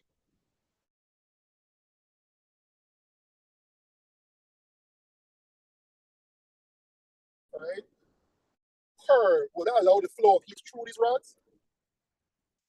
Yes or no? no, sir. Sir, no, So when sir. that curve happens, the current stops flowing.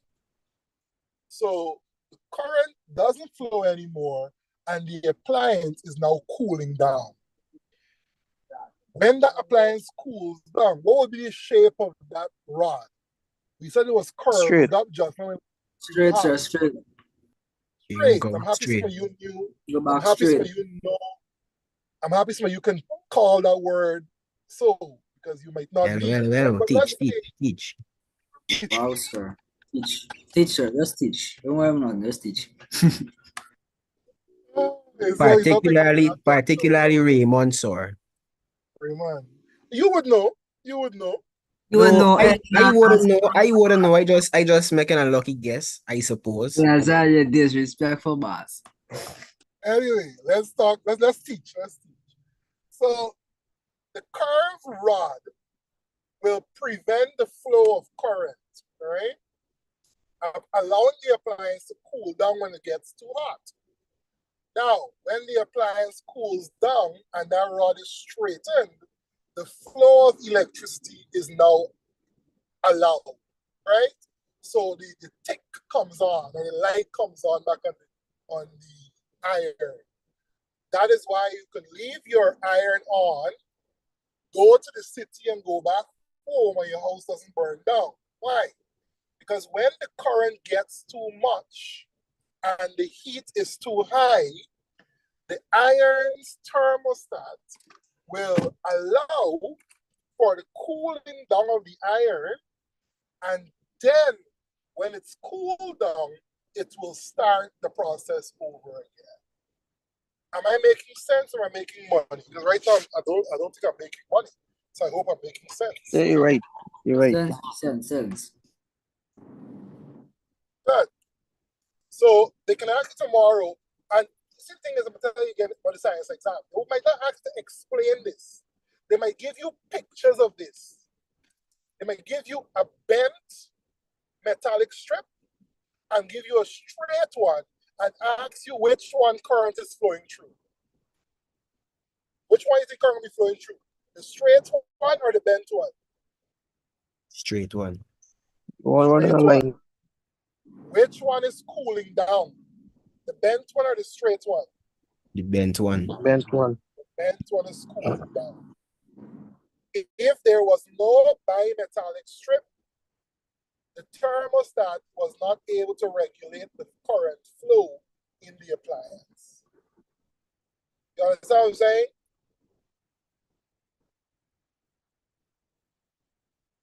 Yes, sir. You understand what I'm saying? Yes, sir. All right. Any questions, comments, clarifications?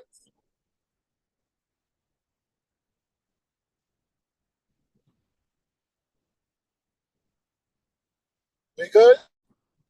Yes, sir. Something like this, so Something like that, you good. Good. Once it's something like that, you good. Listen to me.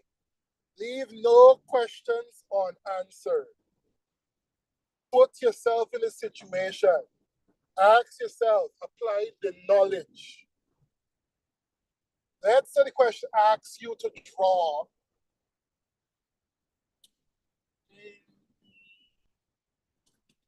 the skin. You should have a basic understanding of what the skin, is about. Even if you don't know what the skin is about, watch your skin.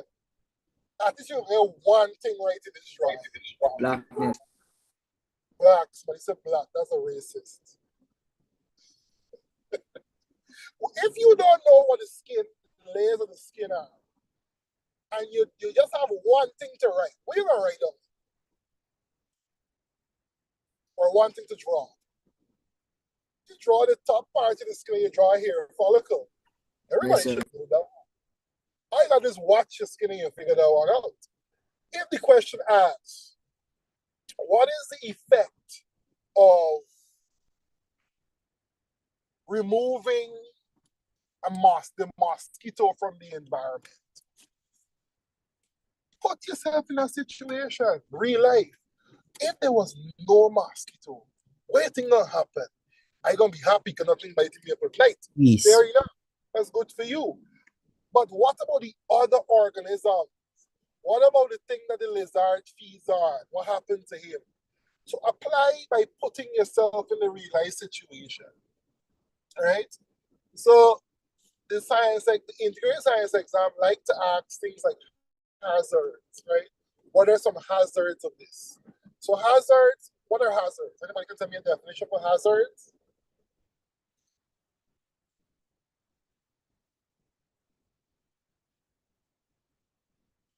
So basically anything that harms, right? So the thing that harms. What are some types of hazards? What are some types of hazards? Health hazard. Flammable.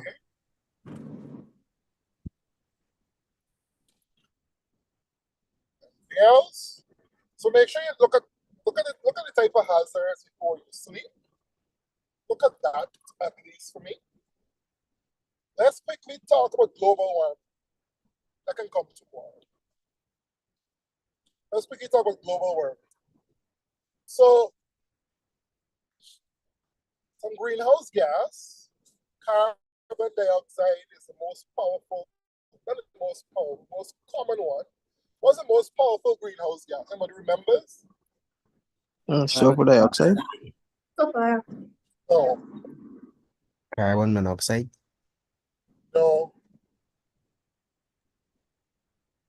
Methane. Methane. Methane is the most powerful greenhouse gas. Methane, carbon dioxide, the other gases also have some greenhouse,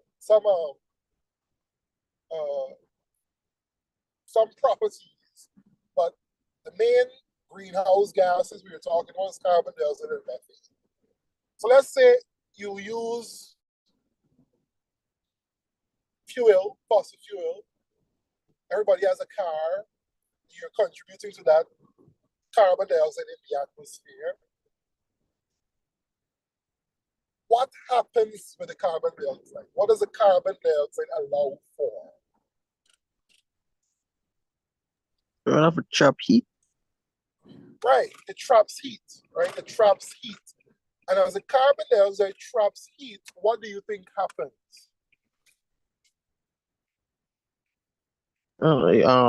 Cause It damages the ozone layer. Cause So it needs to be extremely hot. well, trapping the heat, more and more sun's rays are left in the atmosphere. That's going to increase the global temperature. It's creating a greenhouse effect, right? So more and more carbon dioxide in the atmosphere, more and more greenhouse, more and more sunlight is trapped in the atmosphere, creating a greenhouse effect that leads to global warming, where the temperature of the world is increasing because of the increased presence of carbon dioxide gases, the greenhouse gases. So the place is getting warmer. That's what global warming means. The globe is getting warmer, and that's because of the increased presence of your greenhouse gases trapping sunlight. Let's talk about the effects of that.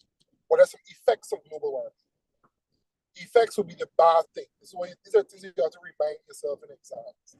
What's the word effect? Bad things. What are the bad things about global warming? Rise in sea levels. Which is increasing flooding. Rise in sea level. It's got melt. Ice Heat and the waves. poles will melt. Rise in sea Ice and level. Yeah, heat waves. What Ice and the heat pole waves will and melt, drought? and that leads to the increase in the sea level. So rise in Flooding, sir. But what can that lead to? Why is that bad? Or that's Season. to low-lying areas like the Caribbean, Guyana, New York. Why is that dangerous? Because those places are below the sea level. So any increase in the sea is putting a risk at those locations. So the rise in the sea level will cause some amount of, can cause flooding. The whole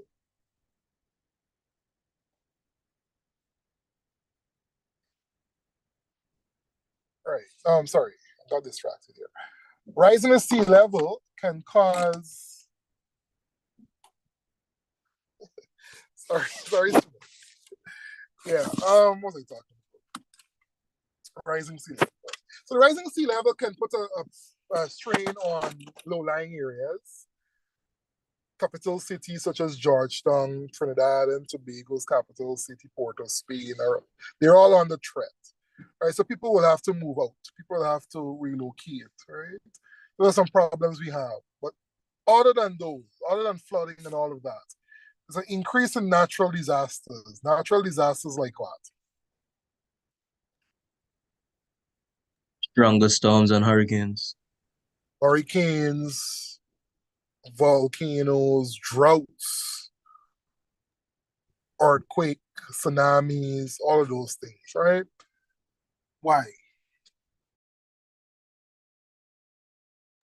Well, for the hurricanes, the ocean gets warmer.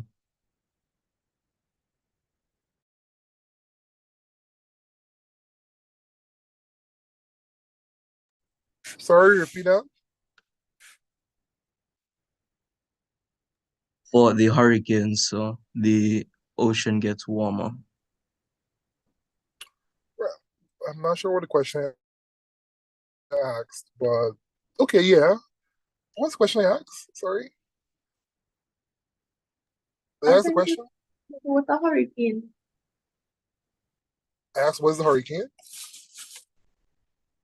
It's something with natural disasters. I list the different types of hurricanes, and they said that how the warm water might cause the hurricane or something. So Okay, all right. It's not important if I can't remember then.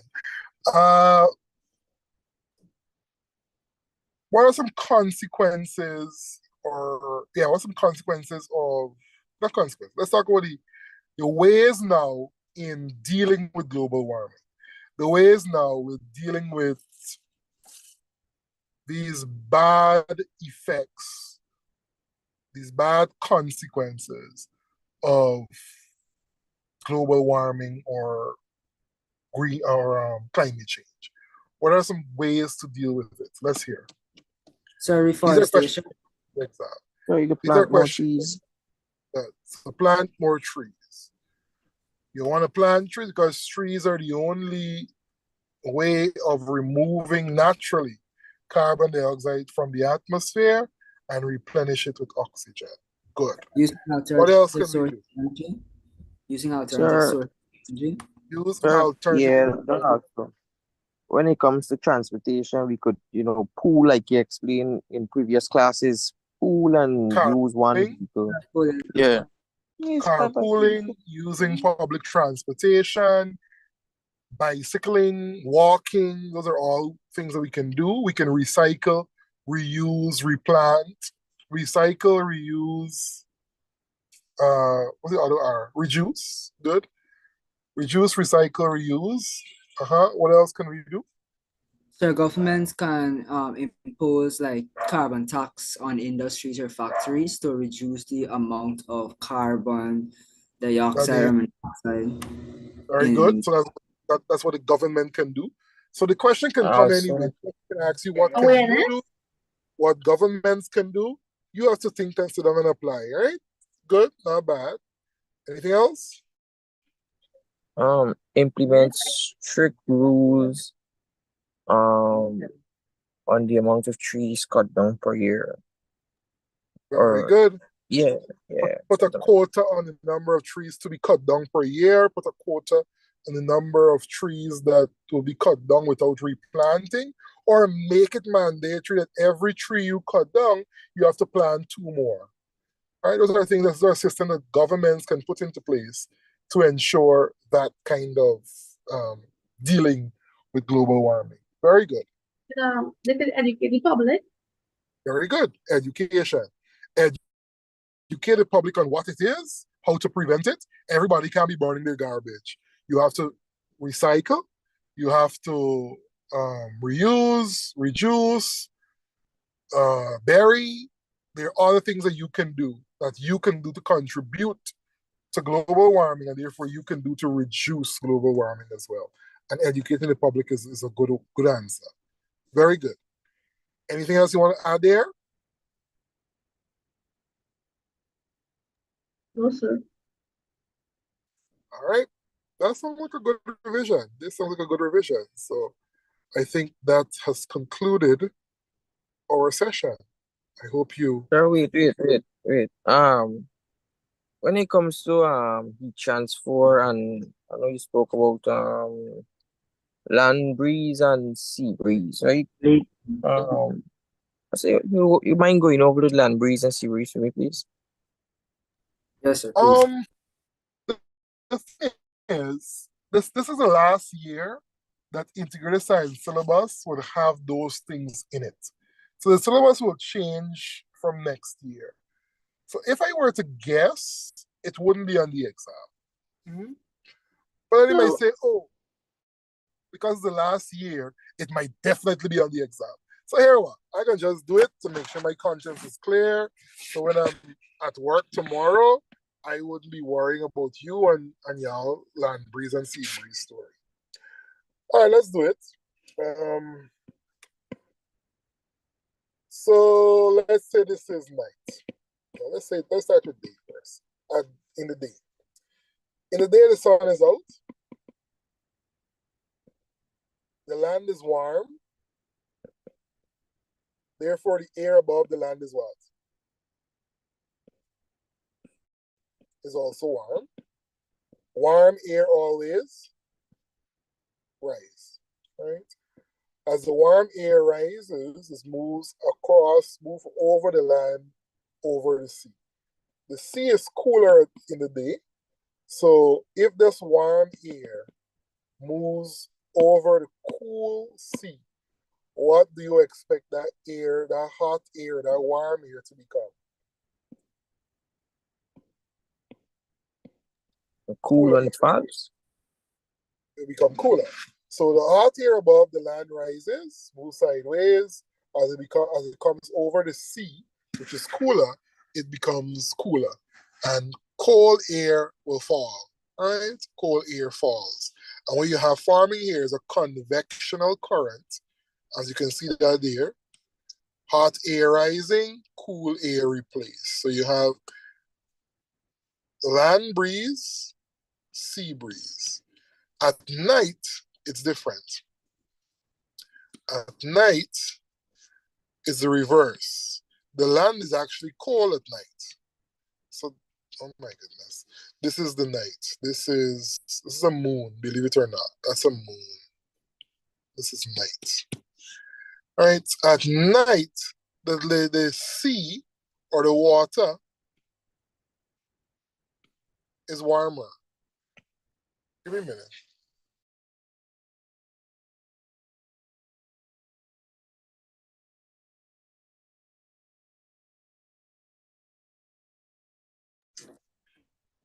Right, so sorry about that. Let me just...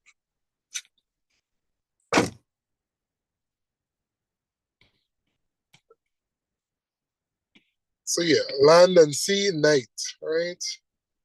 So let's recap. What happens to if the land is cool during the day, during the night, what will happen to the sea at night?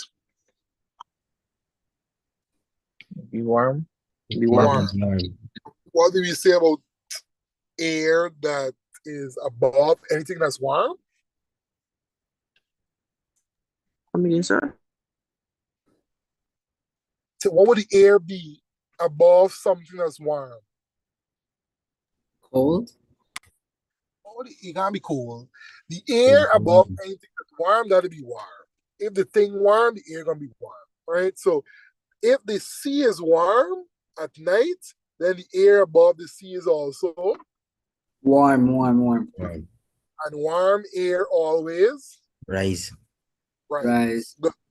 When it moves now over the cooler land during the night, it becomes cool and it Falls. So you have a convectional current being created like that. So if you notice, the directions are different. Why? Because during the day, the land is warm. During the night, the land is cold. Make sense? Yes, sir. One more time for the road. During the day, land is warm. Sea is cooler, right? The hot air above the land will rise, always rises. As it comes close to the sea, it becomes cooler. That cooler air falls because it's denser. During the night, the land is cool and the sea is warm. The air above the sea will therefore be warm as well, and the air above the land will be cool. So the air above the air above the sea would rise, and the air above the land will be cooler and falls, right? So it's the same air that's coming from the sea in the direction of the land. As it becomes cold, it falls, and you have a current being created, a convectional current, which is a circular motion. We can actually do that same thing in a beaker. Same principle applies. The air, the water just above the flame will be warm, and then that warm water will rise. Then the water at the top will fall because that is heavier and denser and creates a convectional current there, right? Heat transfer, let's talk about those quickly. Heat transfer, there are three methods. There is conduction. So conduction, convection, radiation. Conduction is what? Transfer of heat through.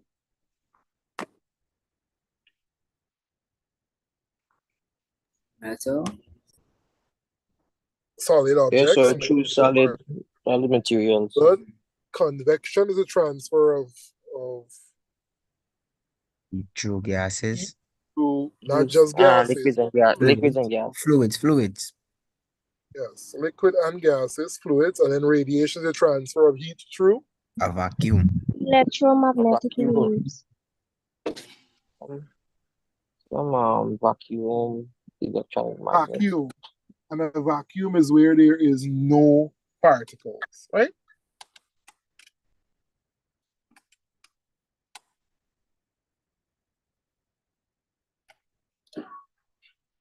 Right, so the vacuum is where there's no particles.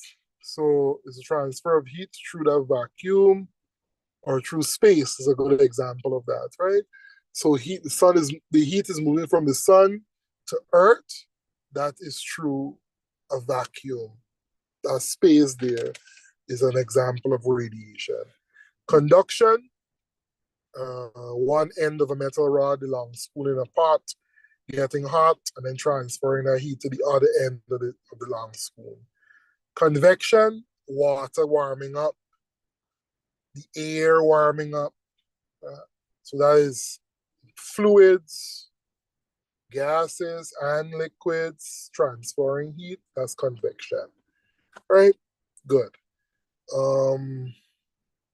Tomorrow night, we're going to meet and try and work a few-year paper. We try to work at least 5 years of paper, and you should be good enough for your paper one exam.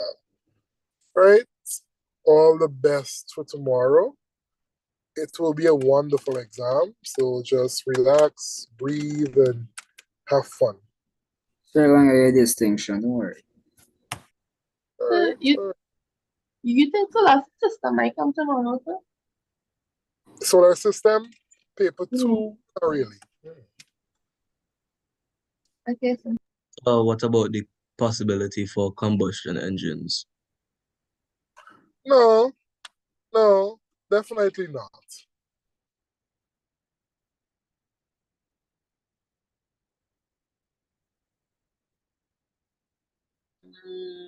Anything else? Let me see. Let me search my mind. Nothing else coming. You'll be fine. Y'all don't worry. Don't panic. All right. Go out there and have some fun. All right. Yes, sir. All right. Bye bye. Take care. Bye, sir. Good night.